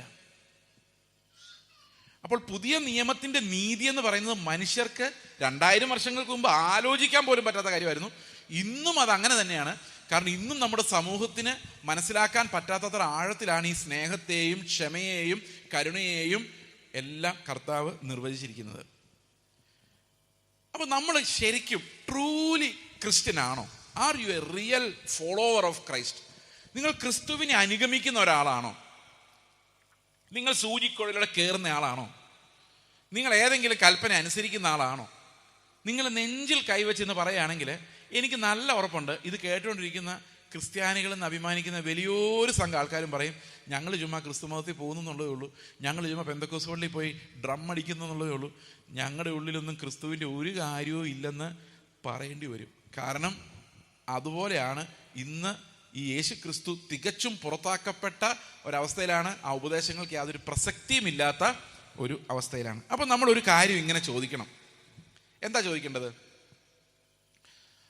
ഇത് മനുഷ്യർക്ക് അസാധ്യമെങ്കിൽ, ദൈവത്തിന് ഇത് സാധ്യമെങ്കിൽ, ദൈവം നമ്മളിലൂടെ ഇത് സാധിപ്പിക്കാൻ എന്ത് ചെയ്യണം? അപ്പൊ നമുക്കൊരു കാര്യം അറിയാം, ക്രിസ്തീയ ജീവിതം ഒരിക്കലും മാനുഷികമായ ശക്തിയാൽ സാധിക്കില്ല, മനുഷ്യന്റെ സ്വാഭാവിക ജീവനിലൂടെയും സാധിക്കില്ല. അപ്പോൾ പിന്നെ ദൈവം നമ്മളിലൂടെ ഈ നീതി നടപ്പാക്കുന്നത് എങ്ങനെയാണ് എന്ന് നമുക്ക് മനസ്സിലാക്കേണ്ടത് ആവശ്യമാണ്. ഇപ്പൊ മത്തായിയുടെ, മർക്കോസിന്റെ, ലൂക്കോസിന്റെ സുവിശേഷത്തിലെ ഉപദേശങ്ങളെല്ലാം കൂടെയാണ് ഞാൻ ഇത്തിരി മുമ്പ് നിങ്ങളോട് പറഞ്ഞത്. ചുരുക്കി പറഞ്ഞാണ് അവിടെ പറയുന്നത്, സുവിശേഷം പറയാൻ വേണ്ടി നിങ്ങൾ പോകുമ്പോൾ നിങ്ങൾ ചെരുപ്പെടുക്കരുത്, 2 ഡ്രസ്സ് ഇടരുത്, അല്ലെ, കയ്യിൽ കാശൊന്നും കരുതരുത്. കാരണം ഈ കാശുമായിട്ട് പോയി കഴിഞ്ഞാൽ ആൾക്കാർ കാശിനെ നോക്കി വരും. അപ്പൊ നമ്മൾ സുവിശേഷം പറയാൻ പോകുമ്പോൾ 1 രൂപ പോലും എടുക്കരുത്, കയ്യിൽ പേഴ്സ് പോലും ഉണ്ടാകരുത്. കാരണം ഒന്നുമില്ലാത്തവരായിട്ട് ചെല്ലണം. അതാ കർത്താവ് പറഞ്ഞത്. എന്താ കാര്യം എന്നറിയോ? ഈ കയ്യിൽ എന്തെങ്കിലും ഉണ്ടെങ്കിൽ അത് ഭയങ്കര പ്രശ്നമാണ്. കാരണം ആൾക്കാർ മുഴുവൻ നോക്കുന്നത് ഈ പോക്കറ്റിലേക്കായിരിക്കും. പോക്കറ്റിൽ ഒരു നയാ പൈസ ഇല്ലാതെ ചെന്ന് നോക്കി. പത്രോസും യോഹന്നാനും പറഞ്ഞ പോലെ പൊന്നും വെള്ളിയും ഒന്നും ഞങ്ങൾക്കില്ല, ഞങ്ങൾക്ക് ആകെയുള്ളത് കർത്താവാണ്. അപ്പോൾ കർത്താവ് ഇങ്ങനെയൊക്കെയാ പറഞ്ഞത്. സുവിശേഷം പറയാൻ പോകുമ്പോൾ എങ്ങനെയായിരിക്കണം? ജീവിക്കുമ്പോൾ എങ്ങനെയായിരിക്കണം, അയൽക്കാരോട് എങ്ങനെയായിരിക്കണം, വീട്ടിൽ എങ്ങനെയായിരിക്കണം, ഇതെല്ലാം പറഞ്ഞു കഴിയുമ്പോഴേക്കും നമുക്കൊരു കാര്യം മനസ്സിലാവും. നമ്മളൊക്കെ ഇനിയും എത്രയോ മൈലുകൾ ഓടാനുണ്ട്. ഇനി ഓടാനുണ്ടെന്ന് മാത്രമല്ല, ഇത് നമ്മൾ വിചാരിച്ചാലോട്ട് ഓടി തീർക്കാനും സാധിക്കത്തില്ല. അവിടെ ഈ 3 സുവിശേഷങ്ങൾ കഴിഞ്ഞിട്ട് യോഹന്നാന്റെ സുവിശേഷം വരുമ്പോഴാണ് ഇതെങ്ങനെയാണ് കർത്താവ് സാധിപ്പിക്കുന്നത് എന്നുള്ള വിശദീകരണം വരുന്നത്. അതായത് ക്രിസ്തുവിൻ്റെ നീതിയുള്ളവരാക്കി, ദൈവത്തിൻ്റെ മക്കളാക്കി നമ്മളെ മാറ്റുന്ന ആ അത്ഭുതം അത് എന്താണ് എന്ന് നമുക്ക് മനസ്സിലാക്കുവാൻ യോഹന്നാന്റെ സുവിശേഷം ആവശ്യമാണ്. അപ്പോൾ യോഹന്നാന്റെ സുവിശേഷം ശരിക്കും ഒരു ഗോസ്പൽ ട്രാക്റ്റ് പോലെയാണ് വർക്ക് ചെയ്യുന്നത്. അതായത് ഞാൻ പലപ്പോഴും കണ്ടിട്ടുണ്ട്, യോഹന്നാന്റെ സുവിശേഷം ഒരിക്കൽ വായിച്ചു നോക്കിക്കഴിഞ്ഞാൽ ആ സത്യത്തിൻ്റെ റെവലേഷനിൽ നിന്ന് ഒരാൾക്ക് വെളിയിൽ വരാൻ പ്രയാസമാണ്. കാരണം ഇറ്റ് ഈസ് സോ കൺവിൻസിങ്. അത് വായിച്ചു കഴിയുമ്പോൾ നമുക്ക് ആ ഉള്ളിൽ ആ ജീവൻ്റെ ബോധമുണ്ടാകും. എങ്ങനെയാണ് കർത്താവ് നമ്മുടെ ഇടയിൽ പ്രവർത്തിക്കുന്നത് എന്ന് നമുക്ക് മനസ്സിലാവും. ഞാൻ യോഹന്നാന്റെ സുവിശേഷത്തിൽ നിന്ന് എന്താണ് ക്രിസ്തീയ സുവിശേഷം എന്നുള്ളത് ഒന്ന് വിശദീകരിക്കുവാൻ ഞാൻ ആഗ്രഹിക്കുന്നു. യോഹന്നാന്റെ സുവിശേഷം 1-ാം അധ്യായത്തിൻ്റെ 4-ാം വാക്യത്തിൽ യേശു ക്രിസ്തുവിൻ്റെ ജീവനെക്കുറിച്ച് ചില കാര്യങ്ങൾ പറയുന്നുണ്ട്. What was so special about the life of Jesus Christ? എന്തായിരുന്നു യേശു ക്രിസ്തുവിൻ്റെ ജീവൻ്റെ പ്രത്യേകത? അതിൻ്റെ 4-ാം വാക്യം പറയുന്നു, അവനിൽ ജീവൻ ഉണ്ടായിരുന്നു. In him was life. അപ്പൊ ക്രിസ്തുവിൽ എന്തുണ്ടായിരുന്നു? ക്രിസ്തുവിൽ ജീവൻ ഉണ്ടായിരുന്നു. അപ്പൊ നമ്മളെല്ലാവരും ചോദിക്കും, നമ്മുടെയൊക്കെ എല്ലാം ജീവനില്ലേ, ക്രിസ്തുവിന് മാത്രമേ ജീവനുള്ളൂ? പക്ഷെ യോഹന്നാൻ പറയുന്നു ക്രിസ്തുവിൽ ജീവൻ ഉണ്ടായിരുന്നു. എന്നിട്ട് അടുത്ത വാക്യത്തിൽ പറയുകയാണ്, ആ ജീവൻ മനുഷ്യർക്ക് വെളിച്ചമായിരുന്നു. ഓക്കെ, അപ്പോൾ ഈ ജീവൻ എങ്ങനെയാണ്? ജീവന്റെ സ്വഭാവം, യേശുവിൻ്റെ ജീവന്റെ സ്വഭാവം എന്ന് പറയുന്നത് മനുഷ്യർക്ക് വെളിച്ചം നൽകുന്നത് പോലെയാണ്. വെളിച്ചത്തിൻ്റെ പ്രത്യേകത എന്താണ്? ഇപ്പോൾ രാത്രി സമയമാണ്, ഒരു ചെറിയ വെളിച്ചം പോലും നമുക്ക് കാണാം രാത്രിയിൽ, അല്ലെ? ഒരു മൊബൈൽ ഫോണിൻ്റെ ലൈറ്റ് ഓൺ ആയാൽ പോലും നമുക്ക് കാണാം. ഒരു മിന്നിങ്ങിൻ്റെ വെട്ടം വരെ നമുക്ക് കാണാം. ഒരു ചെറിയ തീപ്പെട്ടിക്കൊള്ളിയുടെ കനൽ വരെ കാണാം. കാരണം ആ വെളിച്ചത്തിന് അത്രയും പവറാണ്, ഇരുട്ടിനെ മാറ്റാനുള്ള ശക്തി. യേശുക്രിസ്തുവിൻ്റെ ജീവൻ എന്ന് പറയുന്നത് വെളിച്ചമായിരുന്നു. ആ ജീവൻ മനുഷ്യരുടെ ഇരുട്ടിനെ മാറ്റാൻ കഴിവുള്ള വെളിച്ചമായിരുന്നു. നമ്മൾ വണ്ടി ഓടിച്ചു പോകുമ്പോൾ റോഡിൻ്റെ സൈഡിൽ റിഫ്ലക്റ്റിംഗ് ലൈറ്റ്സ് നിങ്ങൾ ചിലപ്പോൾ കണ്ടിട്ടുണ്ട്. ലൈറ്റ്സ് തന്നെ വിളിക്കാൻ പറ്റത്തില്ല, റിഫ്ലക്റ്റേഴ്സ് എന്ന് മാത്രമേ വിളിക്കാൻ പറ്റുള്ളൂ. അതായത് നിങ്ങളൊരു പക്ഷേ ശ്രദ്ധിച്ചിട്ടുണ്ടാവും, പുതിയ റോഡൊക്കെ പണിത് കഴിയുമ്പം അതൊക്കെ ചെളി പിടിച്ച് പോകുന്നതിന് മുമ്പ് ഈ ആദ്യം ഫിക്സ് ചെയ്യുന്ന സമയത്ത് അതിലെ വണ്ടി ഓടിച്ചു കഴിയുമ്പം നല്ല വെളിച്ചമാണ് ഈ റോഡിൽ നിന്ന് വരുന്നത്. അപ്പോൾ ഞാൻ ആദ്യം ഇത് കാണുമ്പോൾ ഞാൻ വിചാരിച്ചു ഇതിനകത്ത് എന്തോ ഇലക്ട്രിക് സപ്ലൈ ഉണ്ടെന്ന് ചെറുപ്പത്തിൽ. പിന്നെ മനസ്സിലായത് ഈ വണ്ടിയുടെ ലൈറ്റ് ഓഫ് ആകുമ്പം അതെല്ലാം ഓഫാവും. അപ്പോൾ വണ്ടിയുടെ ലൈറ്റ് ഉണ്ടെങ്കിൽ മാത്രമേ നമുക്ക് ആ റിഫ്ലക്റ്റേഴ്സിൽ നമുക്ക് വെളിച്ചം ഇങ്ങോട്ട് കിട്ടുള്ളൂ. അപ്പോൾ അതിനർത്ഥം എന്താണ്? ഇരുട്ടത്ത് വെച്ച് പരിശോധിക്കുമ്പം നമുക്കൊരു കാര്യം മനസ്സിലാവും, അതിനെന്തില്ല? വെളിച്ചം ഇല്ല. വെളിച്ചം ഉണ്ടായിരുന്നെങ്കിൽ നമ്മളെല്ലാ ലൈറ്റ് ഓഫ് ആകുമ്പം അത് കത്തി നിൽക്കുമായിരുന്നു. അപ്പൊ യേശുവിൻ്റെ ജീവൻ വെളിച്ചമായിരുന്നു എന്ന് പറഞ്ഞു കഴിഞ്ഞതിൻ്റെ അർത്ഥം ചുറ്റും എല്ലാവരും ഇരുട്ടായിരുന്നെങ്കിലും കർത്താവ് വെളിച്ചമായി തന്നെ നിൽക്കുമായിരുന്നു എന്നാണ്. അതായത് അവനെ വെറുക്കുന്നവർ വന്നാലും സ്നേഹിക്കുന്നവർ വന്നാലും ക്രൂശിക്കാൻ കുരിശിൽ കയറ്റിയാലും അവൻ്റെ ഉള്ളിൽ നിന്ന് സ്നേഹം മാത്രമേ വരുള്ളൂ. ആ വെളിച്ചത്തെ തോൽപ്പിക്കാൻ ഒരന്ധകാരത്തിനും കഴിയുമായിരുന്നില്ല എന്നാണ്. എത്ര വലിയ വെറുപ്പിനും എത്ര വലിയ പീഡനങ്ങൾക്കും ക്രിസ്തുവിൻ്റെ ഉള്ളിലുള്ള വെളിച്ചത്തെ അണയ്ക്കാൻ സാധിക്കില്ലെന്ന് മാത്രമല്ല, ആ ഇരുട്ടിലും ഈ വെളിച്ചം ഇങ്ങനെ പ്രകാശിച്ചുകൊണ്ട് നിൽക്കുക. അതുകൊണ്ട് യോഹന്നാൻ പറയാണ്, യേശുവിൻ്റെ ജീവൻ എന്ന് പറയുന്നത് മനുഷ്യർക്ക് മുഴുവൻ വെളിച്ചമായിരുന്നു. അതിനടുത്ത താഴെ പറയാണ്, വെളിച്ചം ഇരുളിൽ പ്രകാശിക്കുന്നു, ഇരുളോ അതിനെ പിടിച്ചടക്കിയില്ല. ദാറ്റ് മീൻസ് ഒരിക്കലും ഇരുളിനെ എന്ത് ചെയ്യാൻ പറ്റത്തില്ല. എത്ര ശക്തമായ ഇരുൾ വന്നാലും ഈ വെളിച്ചത്തെ പിടിച്ചടക്കാൻ സാധിക്കത്തില്ല. ഇനി നമ്മൾ നമ്മുടെ ജീവിതത്തിലേക്ക് ഒരു നിമിഷം ഒന്ന് നോക്കിക്കേ. നമ്മുടെ ജീവിതത്തിൽ ഇങ്ങനൊരു വെളിച്ചമില്ല. നമ്മളൊരാൾ നോക്കി ചിരിക്കുവാണെങ്കിൽ നമ്മൾ തിരിച്ചിരിക്കും. ഇന്നലെ വരെ ചിരിച്ചുകൊണ്ട് നടന്ന ആള് ഇന്ന് നമ്മൾ അങ്ങോട്ട് ചിരിച്ചിട്ടും തിരിച്ച് ചിരിക്കാതെ ദേഷ്യത്തിൽ നിങ്ങളെ നോക്കി ഒരു പുച്ഛത്തോടെ പോയി കഴിഞ്ഞാൽ നിങ്ങൾ എന്ത് പറയുന്നത്? അവൻ എന്നെ കണ്ടിട്ട് ഇന്ന് മൈൻഡ് ചെയ്തില്ല. അടുത്ത വാക്യം എന്താണെന്നറിയോ? ഞാനും മൈൻഡ് ചെയ്യാൻ പോയില്ല എന്ന് പറഞ്ഞാൽ എന്താ അർത്ഥം?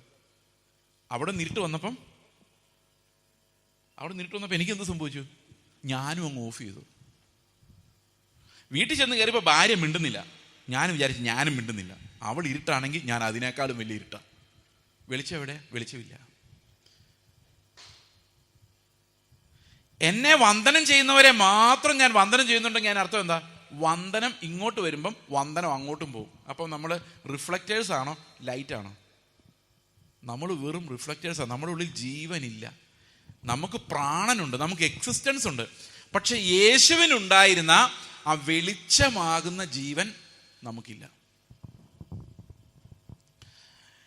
അതുകൊണ്ട് എന്താ സംഭവിക്കുന്നത് വെച്ച് കഴിഞ്ഞാൽ, നമ്മുടെ ക്യാരക്ടർ എന്ന് പറയുന്നത് നമുക്ക് മറ്റുള്ളവർ തരുന്നതാണ്, നമുക്ക് സ്വന്തമായിട്ടില്ല. നമ്മൾ ഉണ്ടാക്കിയെടുക്കുന്ന നമ്മുടെ ആർജിത സ്വഭാവങ്ങൾ, നമ്മുടെ ചുറ്റുമുള്ളവരെ നോക്കി കണ്ട് അവരെങ്ങനെയാണ് പെരുമാറുന്നതെന്ന് പഠിച്ച് അതുപോലെ നമ്മളൊരു ബിഹേവിയർ ഉണ്ടാക്കി എടുക്കുക.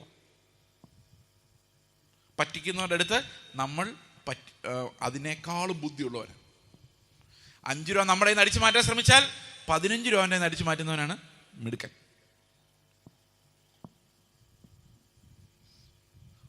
ഒന്ന് ഇങ്ങോട്ട് അടിക്കാൻ കൈ പൊങ്ങുന്നതിന് മുമ്പ് അവനെ അടിച്ചിരുത്തുന്നവനാണ് മിടുക്കൻ.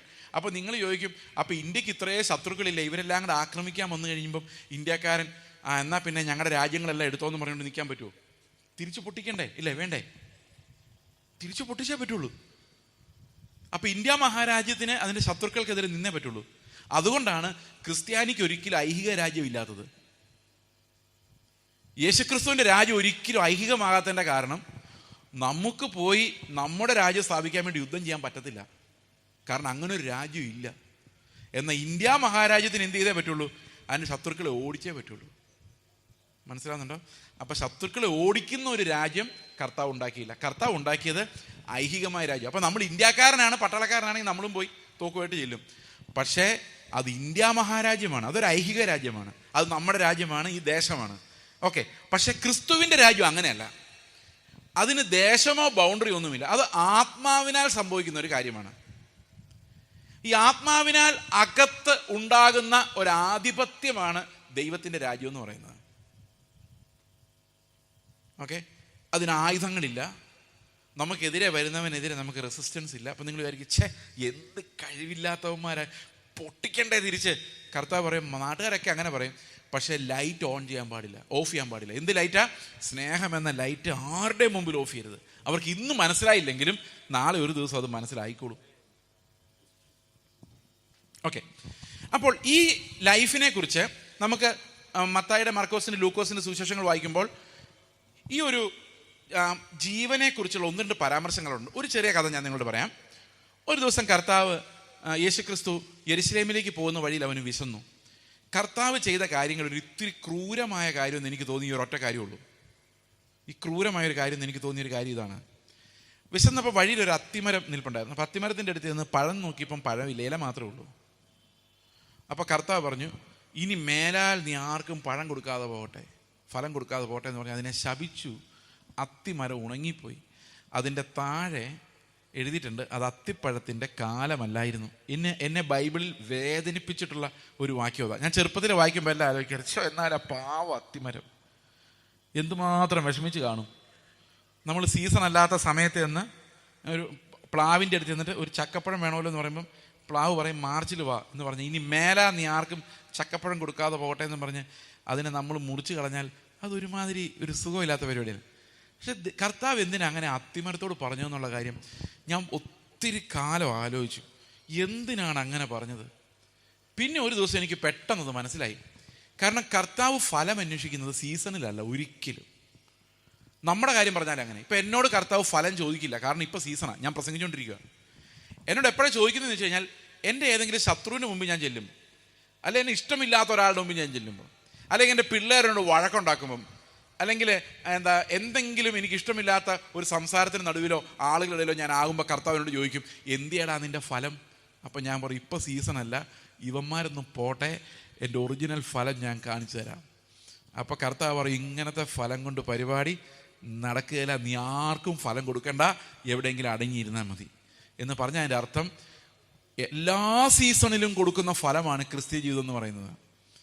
അത് ശത്രുവിന് മുമ്പിലും അങ്ങനെയാണ്, മിത്രത്തിന് മുമ്പിലും അങ്ങനെയാണ്. കാരണം ഇത് അകത്തുനിന്ന് വരുന്ന സ്വഭാവമാണ്, അത് നമുക്ക് മാറ്റാൻ പറ്റത്തില്ല. ആത്മാവിൻ്റെ സ്വഭാവം നമ്മുടെ അകത്തുനിന്ന് വരുന്നതാണ്. സ്നേഹമെന്ന് പറയുന്നത് അവനെ കണ്ടിട്ട് ഞാൻ തീരുമാനിക്കുന്നതല്ല, അത് ആത്മാവിൻ്റെ ഉള്ളിൽ തരുന്നതാണ്. ക്രിസ്തുവിൻ്റെ സ്വഭാവം അങ്ങനെയായിരുന്നു. He had A spiritual nature. ആ നേച്ചറാണ് ക്രിസ്ത്യാനിറ്റി എന്ന് പറയുന്നത്. അതൊരു മതമല്ല. ഇതൊരു മതമല്ല എന്ന് പറയുമ്പോൾ നിങ്ങൾ വിചാരിക്കുക എല്ലാവരും അങ്ങനെ പറയും, പക്ഷെ ഇതും മതമാണ്. അല്ല. എന്തുകൊണ്ടല്ല എന്ന് പറഞ്ഞാൽ നിങ്ങൾ ഒരുപക്ഷെ നിങ്ങൾ ഞെട്ടുമായിരിക്കും. ക്രിസ്തീയ വിശ്വാസത്തിലുള്ളൊരു പ്രത്യേകത, നിങ്ങൾ എന്ത് കഴിക്കണം, എന്ത് കഴിക്കരുത്, എന്ത് ധരിക്കണം, എന്ത് ധരിക്കരുത്, എപ്പോൾ എഴുന്നേക്കണം, എത്ര മണിക്കൂർ ഉറങ്ങണം, ഒന്നും പറഞ്ഞിട്ടില്ല. എത്ര നേരം പ്രാർത്ഥിക്കണമെന്ന് പോലും പറഞ്ഞിട്ടില്ല. കല്യാണം എങ്ങനെ നടത്തണമെന്ന് പറഞ്ഞിട്ടില്ല. ശവസംസ്കാരം എങ്ങനെ നടത്തണമെന്ന് പറഞ്ഞിട്ടില്ല. ഞായറാഴ്ച കൂടി വന്നാൽ എന്തെല്ലാം ചെയ്യണമെന്ന് വ്യക്തമാക്കിയിട്ടില്ല.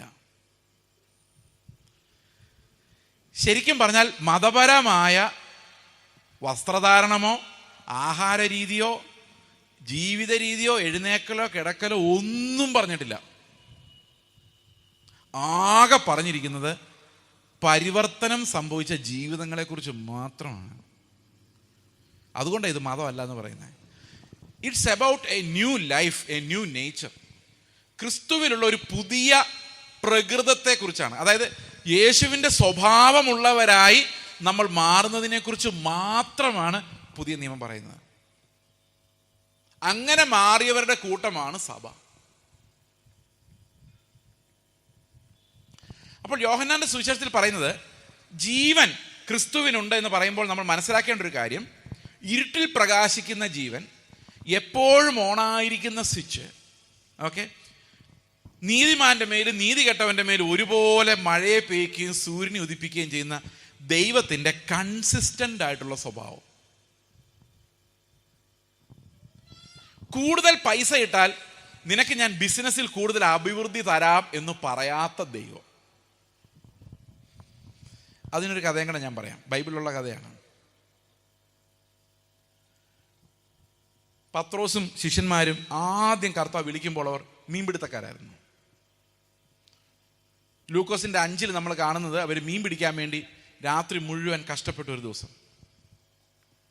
എനിക്ക് ഭയങ്കര വേദന തോന്നിയത് അവർ രാത്രി മുഴുവൻ അധ്വാനിച്ചെന്ന് പറഞ്ഞപ്പോഴാണ്. ഈ രാത്രി മുഴുവൻ ഒരാൾ അധ്വാനിക്കണമെങ്കിൽ, ഉറക്കമിളച്ച് അധ്വാനിക്കണമെങ്കിൽ അത്രമാത്രം ദാരിദ്ര്യം ഉണ്ടായിരിക്കണം.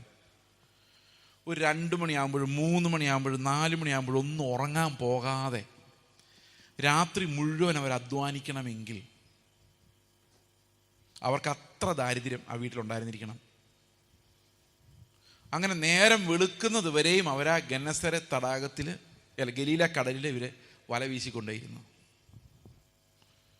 രാവിലെ കർത്താവ് വന്ന് അവരോട് സംസാരിച്ച ശേഷം പറഞ്ഞു, നീ ആഴത്തിലേക്ക് നീക്കി വല വീശുക.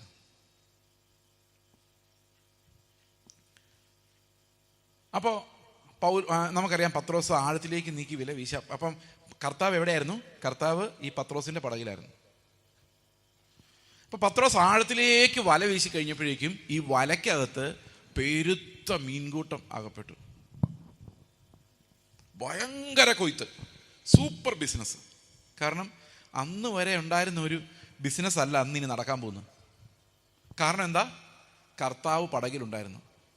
അപ്പൊ നമുക്ക് പെട്ടെന്ന് മനസ്സിലാവുന്നത് എന്താ? കർത്താവ് നമ്മുടെ ജീവിതത്തിന്റെ പടകിലുണ്ടെങ്കിൽ നമ്മൾ എന്ത് ബിസിനസ്സിന് ഇറങ്ങിയാലും ജയിക്കും. അതല്ല അവിടുത്തെ സന്ദേശം. കാരണം ഞാനായിരുന്നു പത്രോസിന്റെ സ്ഥാനത്തെങ്കിൽ ഞാൻ കർത്താവിൻ്റെ തീർച്ചയായിട്ടും പറഞ്ഞേനെ, കർത്താവേ എനിക്ക് ഇന്നത്തെ ബിസിനസ് വളരെ ഇഷ്ടപ്പെട്ടു. കാരണം ഇത്രയും നാളും എൻ്റെ വൈബ്രേഷനൊക്കെ വേണം, എന്നാലേ അതിനൊരു സ്റ്റൈൽ വരുള്ളൂ. ഇത്രയും നാളും ഞാൻ കർത്താവില്ലാതെ പല ബിസിനസ്സും ചെയ്ത് എല്ലാം പൊട്ടി. ഇപ്പോഴാണ് മനസ്സിലായത് ബിസിനസ് രക്ഷപ്പെടണമെങ്കിൽ കർത്താവ് നമ്മുടെ കപ്പലിൽ വേണം. അപ്പം രാവിലെ എഴുന്നേറ്റ് കർത്താവിനോട് പറഞ്ഞിട്ട് കർത്താവിനെ വിളിച്ചോണ്ടേ നമ്മൾ എങ്ങോട്ട് പോകാവുള്ളൂ? ഈ മീൻ പിടിക്കാൻ പോകാവുള്ളൂ. എന്നിട്ട് കർത്താവിനോട് പറയാണ്, കർത്താവേ ഇനി മേലിൽ ഞാൻ ഒറ്റയ്ക്കുള്ള ബിസിനസ് നിർത്തി, ഇനി നീയാണ് എൻ്റെ ബിസിനസ് പാർട്ട്ണർ. ആരാണ്? കർത്താവ്. സാധാരണ ലോകത്തിലുള്ളൊരു ബിസിനസ് പാർട്ട്ണറെ ഞാൻ ആക്കി കഴിഞ്ഞാൽ 50-50 കൊടുക്കേണ്ടി വരും.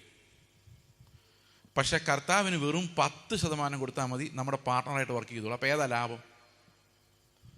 അപ്പം ഞാൻ കർത്താവിനോട് പറയുന്നത് എന്താണെന്ന് വെച്ച് കഴിഞ്ഞാൽ, 100 മീൻ എനിക്ക് കിട്ടുവാണെങ്കിൽ കർത്താവേ 10 മീൻ നിനക്ക് കൃത്യമായിട്ട് ഞാൻ തന്നിരിക്കും. അപ്പം കർത്താവ് പറയണം, ആണോ നീ എനിക്ക് 10 മീൻ തരുമോ?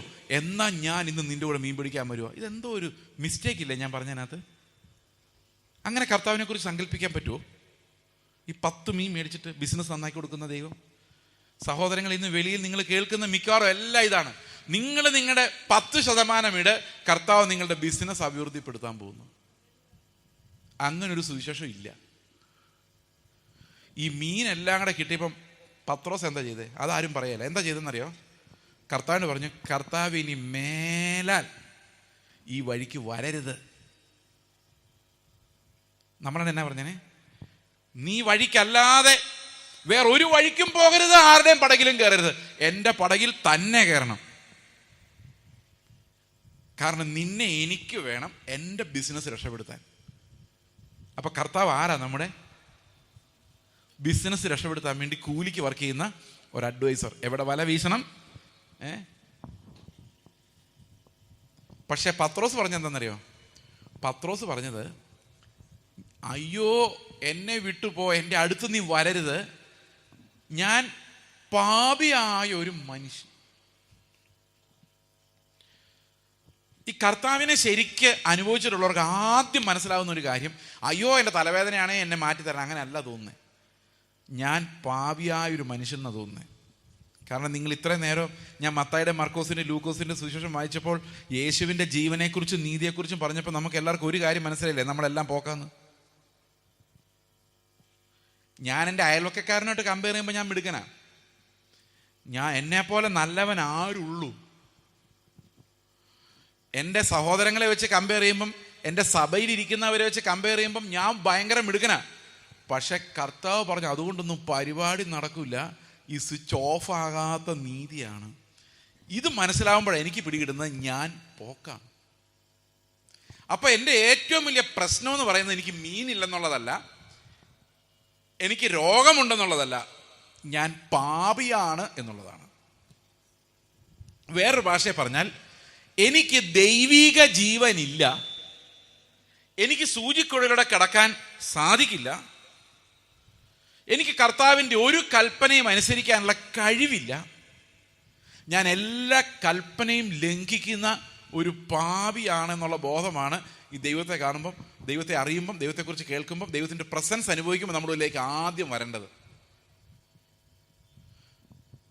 അപ്പൊ കർത്താവ് നമ്മുടെ ഇടയിലേക്ക് വന്നു എന്ന് പറയുമ്പോഴേക്കും ആദ്യം അയ്യോ അത്ഭുതം അത്ഭുതം നല്ല നോക്കേണ്ടത്, ഉടനെ നോക്കേണ്ടത് എൻ്റെ കർത്താവേ ഞാൻ എന്ത് ചെയ്യുന്ന ചിന്തിക്കേണ്ടത്. കാരണം എൻ്റെ പാപമാണ് എനിക്കും ദൈവവും ഇടയിലുള്ള ആകെയുള്ളൊരു പ്രശ്നം. വേറൊരു ഭാഷയെ പറഞ്ഞാൽ, എനിക്ക് അവൻ്റെ ജീവനില്ല, ഞാൻ എൻ്റെ ജീവിതം തന്നെയാണ് ജീവിക്കുന്നത്, എനിക്ക് ദൈവിക ജീവന്റെ പങ്കാളിത്തമില്ല എന്നുള്ളതാണ് എൻ്റെ ഏറ്റവും വലിയ വിഷയം. ഇന്ന് എന്നെ കേൾക്കുന്ന പല ആളുകൾക്കും, പല സ്ഥലങ്ങളിൽ ഇരുന്ന് കേൾക്കുന്നവർക്കും ഒത്തിരി പ്രോബ്ലംസ് ഉള്ളവരായിരിക്കും. പക്ഷെ യഥാർത്ഥ പ്രോബ്ലം ദൈവവും നമ്മളും തമ്മിലുള്ള ബന്ധം ശരിയല്ല എന്നുള്ളതാണ്. പാപം അതിന് തടസ്സമായി നിൽക്കുന്നു എന്നുള്ളതാണ്. അത് ലോകത്തിലുള്ള എല്ലാ മനുഷ്യരെ സംബന്ധിച്ച് സത്യമാണ്.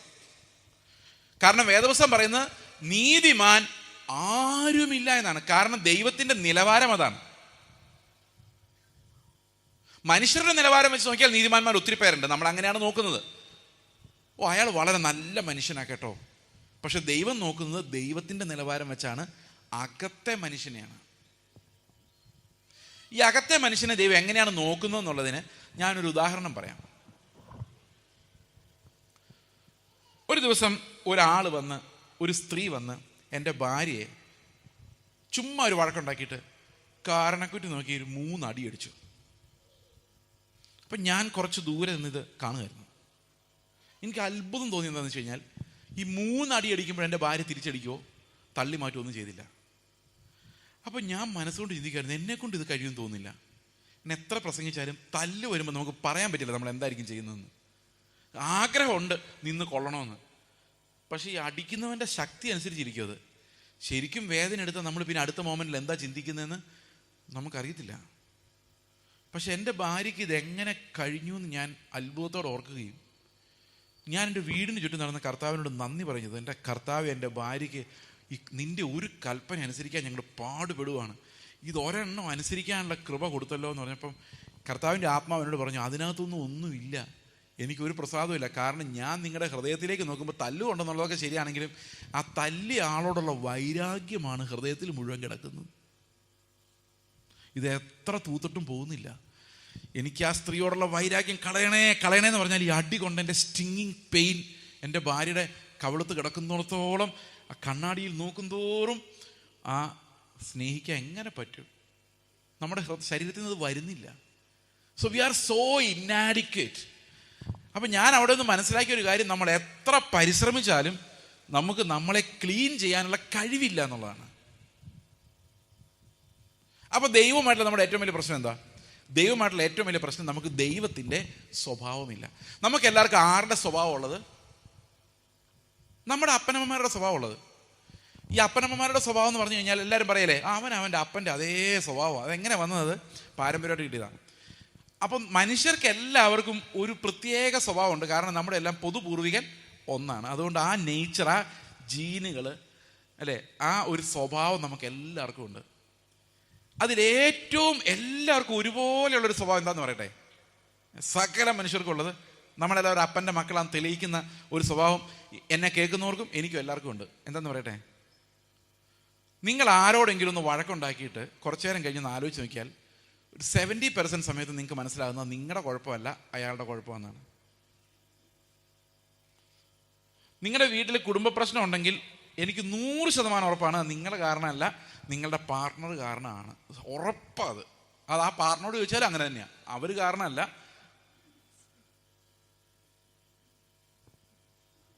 ഇത് ലോകത്തിലുള്ള എല്ലാ മനുഷ്യരുടെ സ്വഭാവമാണ്. കാരണം ഈ ആദമിൻ്റെ മക്കൾക്കല്ല ഒരു പ്രത്യേകത ഉണ്ട്. ആദമിൻ്റെ മക്കളുടെ എല്ലാ ഹൃദയത്തിലൊരു കോടതിയുണ്ട്. ഈ കോടതി ലോകത്തിലേക്കും തല്ലിപ്പൊളി കോടതിയാണ്. കാരണം നമ്മുടെ കോടതിയിലൊക്കെ ഒരു നീതിന്യായ ദേവതയുടെ ഒരു ഫോട്ടോ, ഒരു പ്രതിമ വെച്ചിട്ടുണ്ട്.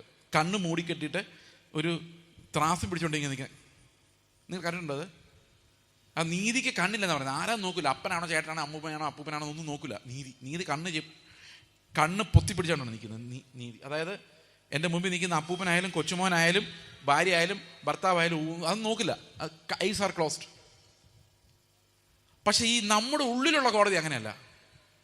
അതിനാകെ ഒരു ലക്ഷ്യമുള്ളൂ, എന്നെ രക്ഷപ്പെടുത്തി വിടണം. അത് മാത്രമേ ഉള്ളൂ. അതെങ്ങനെ വർക്ക് ചെയ്യുന്നതെന്ന് വെച്ച് കഴിഞ്ഞാൽ, ഇപ്പം ഞാൻ ഒരാളൊരു വഴക്കുണ്ടാക്കി അതും ഇതൊക്കെ പറഞ്ഞെന്ന് വിചാരിച്ചോ, അങ്ങനെ ചെയ്യാൻ പോകുന്നില്ല, ഞാൻ എക്സാമ്പിൾ പറഞ്ഞു. അപ്പം ഞാനിങ്ങനെ വണ്ടിയിൽ തിരിച്ചു പോകുമ്പോൾ ഞാനിലേക്ക് മോശമായി പോയി, വേണ്ടായിരുന്നു, പറയണ്ടായിരുന്നു, എൻ്റെ വായിൽ നിന്ന് അങ്ങനെ വന്നുപോയി, കഷ്ടം എന്നും പറഞ്ഞുകൊണ്ടാണ് ഞാൻ പോകുന്നത്. പക്ഷെ കുറച്ചു നേരം കഴിയുമ്പോൾ കോടതി വർക്ക് ചെയ്യും. കോടതി വർക്ക് ചെയ്തിട്ട് കോടതി പറയും, അവൻ അങ്ങനെ കാണിച്ചോണ്ടല്ലേ നീ അങ്ങനെ പറഞ്ഞത്. അത് ശരിയാണല്ലോ. അവൻ അങ്ങനെ പറയാൻ കൊള്ളാവോ? അത് ശരിയാ. അപ്പം ഞാൻ പറഞ്ഞതിനകത്തും ഇല്ല, കുഴപ്പമൊന്നുമില്ല. അത് തന്നെ, അവന് വേണ്ടതായിരുന്നു അത്. ഇതാരാ നിങ്ങളോട് പറഞ്ഞ് മനസ്സിലാക്കി തരുന്നവരോ? ഈ കോടതി ഭയങ്കര ഹാർഡ് വർക്കിംഗാണ് നമ്മുടെ ഉള്ളിൽ. കാരണം ഈ കോടതി നമ്മുടെ ഒറിജിനൽ പിക്ചർ കാണിച്ചത് നമുക്ക് സമാധാനമായിട്ട് ഉറങ്ങാൻ പറ്റില്ല. അതുകൊണ്ട് നമ്മളെ ന്യായീകരിച്ച് നമ്മൾ കുഴപ്പമില്ലാത്തവരാണെന്ന് ആശ്വസിപ്പിച്ചിട്ടാണ് നമ്മളെല്ലാം ദിവസം ഉറങ്ങാൻ വിടുന്നത്. ഇത് ലോകത്തിലുള്ള സകല മനുഷ്യർക്കുണ്ട്. അവനവനെ നീതീകരിക്കുന്ന, എൻ്റെ കുഴപ്പമല്ല കേട്ടോ എന്ന് പറയുന്ന. നിങ്ങളുടെ കുടുംബ ബന്ധങ്ങൾ നോക്കിയാൽ മതി. നിങ്ങളുടെ കുടുംബ ബന്ധങ്ങളിലേക്ക് ഇന്ന് വൈകിട്ട് നോക്കിയാൽ മനസ്സിലാവും, നിങ്ങൾ വളരെ പാവങ്ങളാണ്, നിങ്ങൾക്ക് നല്ലതായിട്ട് പോകണമെന്ന് ആഗ്രഹമുണ്ട്. പക്ഷെ നിങ്ങളുടെ ഭാര്യ അല്ലെങ്കിൽ ഭർത്താവാണ് മര്യാദ ഇല്ലാത്ത ആളെന്ന് നിങ്ങൾക്ക് തന്നെ മനസ്സിലാവും. അത് മനസ്സിലാവുന്ന എന്തുകൊണ്ടാണെന്ന് വെച്ച് കഴിഞ്ഞാൽ നമ്മളെല്ലാം ആദമിൻ്റെ സന്തതികളായതുകൊണ്ടും ആ സ്വഭാവം ഉള്ളതുകൊണ്ടാണ്. നമ്മൾ ഉൽപ്പത്തിയുടെ ബൈബിളിലെ ആദ്യത്തെ പുസ്തകമാണ് ഉൽപ്പത്തി. അതിനകത്ത് ഇവർ രണ്ടുപേരുടെ പാപം ചെയ്ത ശേഷം കർത്താവ് ചോദ്യം ചെയ്യുമ്പോൾ ഈ കോടതി നമുക്കവിടെ കാണാം. ആദമിനോട് ചോദിക്കും, ആദമേ ഞാൻ നിന്നോട് തിന്നരുതെന്ന് പറഞ്ഞ മരത്തിൻ്റെ പഴം തിന്നോ? അപ്പോൾ ആദം പറഞ്ഞു, നീ തന്ന ഭാര്യ തന്നു, ഞാൻ തിന്നു. അപ്പോൾ ആരാണ് പ്രതി? ഭാര്യയല്ല, നീ തന്ന ഭാര്യ. അപ്പോൾ ആരാ പ്രതി? ദൈവം. കാരണം ബൈബിളിൽ പറയുന്ന ആദം ഉറങ്ങിക്കിടന്നപ്പോഴാണ് ദൈവം ഹവ്വയെ കൊടുത്തതെന്ന്. ഇന്നത്തെ ആദാന്മാരെ പോലെ ശരിക്കും സൂക്ഷിച്ച് നോക്കി നല്ലത് തിരഞ്ഞെടുത്തതല്ല. അവൻ ബോധം കെട്ട് ഉറങ്ങിയപ്പം ദൈവം കൊടുത്തതാണ്. അപ്പം തീർച്ചയായിട്ടും ആദം നോക്കുമ്പോൾ കുറച്ചുകൂടെ നല്ല ഭാര്യ തന്നിരുന്നെങ്കിൽ ആദം എന്ത് ചെയ്യില്ലായിരുന്നു? ഈ പഴം പറിച്ച് തിന്നില്ലായിരുന്നു. ഹവ്വയോട് ചോദിച്ചപ്പം ഹവ്വ പറഞ്ഞത്, ഈ പിശാച് എന്നെ പറ്റിച്ചെന്ന്. ഇന്ന് മിക്കവാറും പെന്തക്കോസ്തുകാരെല്ലാം പറയുന്നത് അങ്ങനെ, അത് പിശാചിൻ്റെ പണിയാന്ന്. ആദം പറയുന്നത് ദൈവത്തിൻ്റെ പണിയാന്നും ഹവ്വ പറയുന്നത് പിശാചിൻ്റെ പണിയാന്ന്. അവനവൻ്റെ ആന്ന് പറയല്ല. ഒന്നുകിൽ ദൈവത്തെ പഴി പറയും, അല്ലെങ്കിൽ പിശാചിനെ പഴി പറയും. രണ്ടിനെയും കിട്ടിയില്ലെങ്കിൽ നമ്മുടെ കൂടെ ഉള്ളതിനെ പഴി പറയും. പക്ഷെ ഒരിക്കലും എന്നെ പഴി പറയാതെ എൻ്റെ തെറ്റാണ് എന്ന് പറയാൻ ഈ കോടതി നമ്മളെ സമ്മതിക്കുകയില്ല. ഇപ്പം മനസ്സിലായില്ലേ നമുക്കെല്ലാം ഒരു അപ്പൻ്റെ സ്വഭാവമാണ്. ഇതുപോലത്തെ കുറേ സ്വഭാവങ്ങൾ നമുക്ക് എല്ലാവർക്കും ഉണ്ട്, എപ്പോഴും ഉണ്ട്. അതുപോലെ നമ്മളെ ആൾക്കാർ പുകഴ്ത്തി പറയുമ്പം നമ്മുടെ ഉള്ളിൽ രസം ഉണ്ടാകത്തില്ലേ? നിങ്ങൾക്ക് എല്ലാവർക്കും ഉണ്ടാകത്തില്ലേ? എനിക്കുണ്ടാകുമായിരുന്നു. ആൾക്കാരിങ്ങനെ പുകഴ്ത്തി പറഞ്ഞിട്ട് ഈ സ്റ്റേജിലേക്ക് ഇങ്ങനെ നടന്നു വരുമ്പോഴേക്കും എനിക്കിങ്ങനെ സ്ലോ മോഷനിൽ നടക്കാനൊക്കെ തോന്നുമായിരുന്നു. ആ ഒരു ഉൾപ്പുളകം ഉണ്ടല്ലോ ഈ പുകഴ്ത്തൽ കേൾക്കുമ്പം. വെറും തട്ടിപ്പാന്ന് അറിയാമെങ്കിലും അത് കേൾക്കുമ്പോൾ ഒരു രസമാണ്. ഇതെല്ലാം മനുഷ്യർക്കും ഉണ്ട്. നമുക്ക് കുറേ സഹജ സ്വഭാവങ്ങളുണ്ട്. ഈ സ്വഭാവം വെച്ചുകൊണ്ട് നമുക്ക് ഒരിക്കലും ദൈവരാജ്യത്തിൽ പ്രവേശിക്കാൻ സാധിക്കില്ല. ഞങ്ങൾ ഈ കുറ്റാലം എന്ന് പറഞ്ഞ സ്ഥലത്ത് ഒരു ക്യാമ്പ് നടത്തി. അപ്പോൾ അവിടെ വളരെ രസകരമായൊരു കാഴ്ചയുണ്ട്. നിങ്ങൾ ഈ കാഴ്ചകൾ പല സ്ഥലത്ത് കണ്ടിട്ടുണ്ടാവും. അവിടെ ഒത്തിരി മങ്കികളുള്ള ഒരു ഗാർഡൻ ഉണ്ട്. അപ്പോൾ ഈ മങ്കികൾ, ഞാൻ നോക്കിയപ്പോൾ ഒരു മങ്കി ഞങ്ങൾ ആരോ ഒരാൾ കുടിച്ച മിറിൻഡായുടെ ബോട്ടിൽ പിള്ളേരാരോ കുടിച്ച് വെച്ച് 3/4 ഭാഗം ബാക്കിയുണ്ട്. അവരവിടെ ഇരുന്നപ്പോൾ സൈഡിൽ വെച്ചതാണ്. ഈ മങ്കി വന്ന് ആ മിറിൻഡ ബോട്ടിൽ എടുത്തുകൊണ്ട് പോയി. അപ്പം ഞാൻ വിചാരിച്ചത് 2 തട്ട് തട്ടിയിട്ട് അവിടെ ഇടുമെന്ന്.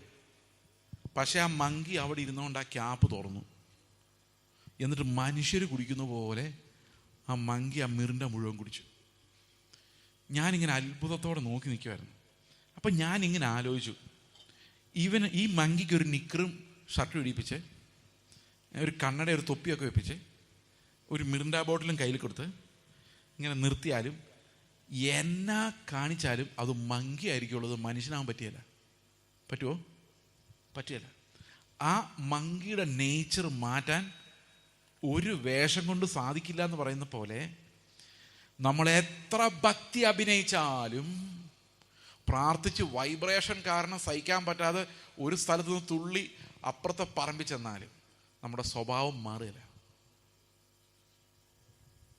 മാറ്റാൻ പറ്റില്ല. കാരണം യാതൊരു മതഭക്തിക്കും ആചാരങ്ങൾക്കൊന്നും ഒരു ട്രെയിൻഡ് മനുഷ്യനാക്കി മാറ്റാൻ പറ്റും. പക്ഷേ ഈ പ്രാകൃത സ്വഭാവം ഉണ്ടല്ലോ, നമ്മുടെ ഉള്ളിൽ കിടക്കുന്ന പ്രാകൃത സ്വഭാവം, എന്നോടുള്ള എൻ്റെ സ്നേഹം, അതിനെ മാറ്റാൻ ആർക്കും സാധിക്കില്ല. ഞാൻ നേരത്തെ പറഞ്ഞ 2 സ്വഭാവങ്ങൾ എന്തുകൊണ്ടാണ് വരുന്നത്? എനിക്ക് എന്നോടുള്ള സ്നേഹത്തിൽ നിന്നാണ് വരുന്നത്. ആൾക്കാർ എന്നെ പുകഴ്ത്തി പറയുമ്പോൾ എന്താ എനിക്ക് ഇത്ര സന്തോഷം? നമ്മളെല്ലാവരും കൂടി ഒരു ഗ്രൂപ്പ് ഫോട്ടോ എടുത്തിട്ട് ആ ഗ്രൂപ്പ് ഫോട്ടോ ഒന്ന് നോക്കാൻ വേണ്ടി നിങ്ങളുടെ കൈ തന്നു കഴിഞ്ഞാൽ നിങ്ങൾ ആദ്യം ആരെയായിരിക്കും നോക്കുള്ളൂ? നിങ്ങളെ തന്നെ നോക്കുള്ളൂ. കാരണം നിങ്ങൾ പറയും എൻ്റെ പിള്ളേരെ എനിക്ക് എന്നേക്കാൾ സ്നേഹമാണ്. ചിലപ്പോൾ നമ്മൾ പറയും ഞാൻ എന്നേക്കാൾ നിങ്ങളെയാണ് സ്നേഹിക്കുന്നത്. വെറുതെയാണ്. ഈ ഫോട്ടോ എടുത്തെങ്കിൽ നിങ്ങൾ ആദ്യം നിങ്ങളെ നോക്കുള്ളൂ. അതിൻ്റെ കാരണം എന്താ? ഉള്ളിൻ്റെ ഉള്ളിൽ ഇതെല്ലാം സ്വാർത്ഥമാണ്. നമുക്കത് തൂത്ത് കളയാൻ പറ്റിയല്ല. നമ്മൾ എത്ര വിചാരിച്ചാലും പറ്റിയല്ലെന്നാ. അതുകൊണ്ട് മതപരമായ ചടങ്ങുകൾക്കൊന്നും ഒരു കാര്യമില്ലെന്ന്. ഇത് പണ്ടുകാലത്തെ വിശ്വാസികൾ കുറച്ചുകൂടെ അറിയാമായിരുന്നു. ഇന്നിപ്പോൾ ഇതൊന്നും അറിയാൻ മേല. പണ്ടുകാലത്ത് 200 വർഷങ്ങൾക്ക് മുമ്പ് എഴുതിയൊരു പാട്ടുണ്ട്. നമ്മളെല്ലാം പാടാറുണ്ട്, പക്ഷെ അതിനകത്തുള്ളതൊന്നും ശ്രദ്ധിക്കാറില്ല. അതിനകത്ത് പറയുന്ന കൽപ്പനകൾ കാത്തിടുവാൻ ഒട്ടും പ്രാപ്തനല്ല ഞാൻ. വൈരാഗ്യമേറിയാൽ, അതായത് ഈ ലോകത്തോട് മുഴുവൻ എനിക്ക് വൈരാഗ്യമായി ഞാനൊരു സന്യാസി ആയാലും, എൻ്റെ അവയവങ്ങൾ വരെ ദാനം ചെയ്താലും, കണ്ണുനീർ ചൊരിഞ്ഞാലും, എൻ്റെ ഇടമുറിയാതെ എൻ്റെ കണ്ണുനീർ ധാരധാര ഒഴുകിയാലും വന്നിടാ പാപനാശം. പാപത്തെ നശിപ്പിക്കാൻ പറ്റത്തില്ല. കാരണം പ്രകൃതത്തെ ഇല്ലാതാക്കാൻ സാധിക്കില്ല എന്നാണ്. അപ്പം ഞാൻ നിങ്ങളോട് പറഞ്ഞ പോലെ നമുക്കെല്ലാവർക്കും എന്ത് സ്വഭാവമുണ്ട്? ഒരു മനുഷ്യ സ്വഭാവമുണ്ട്. ഈ മനുഷ്യ സ്വഭാവം നമ്മൾ വിചാരിക്കുന്നത് പോലെ അത്ര നല്ല സ്വഭാവമല്ല. എന്നാൽ നല്ല സ്വഭാവം ഉള്ളവരും നമ്മുടെ ഇടയിൽ ഉണ്ട്. അപ്പം ചിലപ്പോൾ നമ്മളിങ്ങനെ പറയും, അയാൾ എന്ത് നല്ല മനുഷ്യനാണ്. ചിലപ്പം പത്രം വായിക്കും പറയാം, എൻ്റെ പത്രത്തിൻ്റെ ഒരു സൈഡിൽ കാണുന്നത്, എത്ര നല്ല മനുഷ്യൻ, കിഡ്നി കൊടുക്കുന്നു, സ്വന്തം സ്ഥലം വിറ്റ് പാവങ്ങളെ സഹായിക്കുന്നു, പൈസ ഇല്ലാത്ത പിള്ളേരെ കെട്ടിച്ചു വിടാൻ വേണ്ടി പൈസ ഇൻവെസ്റ്റ് ചെയ്യുന്നു, എത്രയോ നല്ല ദാനങ്ങൾ ചെയ്യുന്ന നല്ല ആൾക്കാർ ഇല്ല, ഇഷ്ടം പോലെ ഇല്ലേ. വേറൊരു പേജ് മറിക്കുമ്പം അപ്പനെ അമ്മയും കുത്തിക്കൊന്നവർ, 1/2 ഗ്രാം സ്വർണത്തിന് വേണ്ടി കുഞ്ഞുങ്ങളെ വരെ കൊല്ലുന്നവർ, മഹാക്രൂരന്മാർ. മനുഷ്യരാണ്, എല്ലാം മനുഷ്യരാണ്. പക്ഷെ മനുഷ്യർ നമ്മൾ നോക്കുമ്പോൾ ചിലർ ഭയങ്കര നല്ലവരായിട്ടും ചിലർ ഭയങ്കര മോശമായിട്ടും തോന്നുമെങ്കിലും ഈ വേദപുസ്തകം നോക്കുമ്പം എല്ലാം പാപികളായിട്ട് തന്നെയാണ് കാണുന്നത്. അതിൻ്റെ കാരണം എന്താണെന്ന് വെച്ച് കഴിഞ്ഞാൽ നമുക്കെല്ലാവർക്കും മനുഷ്യ സ്വഭാവമുണ്ട്. ചിലത് നല്ലതും ചിലത് ചീത്തയുമാണ്. പക്ഷെ ദൈവത്തിൻ്റെ സ്വഭാവമില്ല. അതായത് അണയാത്ത വെളിച്ചമില്ല, സ്വിച്ച് ഓഫ് ആക്കാത്ത സ്നേഹമില്ല, ക്രിസ്തുവിൻ്റെ മനസ്സില്ല. അതൊരു മനുഷ്യനുണ്ടാക്കാൻ സാധിക്കുകയുമില്ല. അതെന്തുകൊണ്ടാണ് ഉണ്ടാക്കാൻ സാധിക്കാത്തത്? നമ്മളെല്ലാം മനുഷ്യരായതുകൊണ്ട്. ഓക്കെ, ഇപ്പം സന്തോഷമായോ?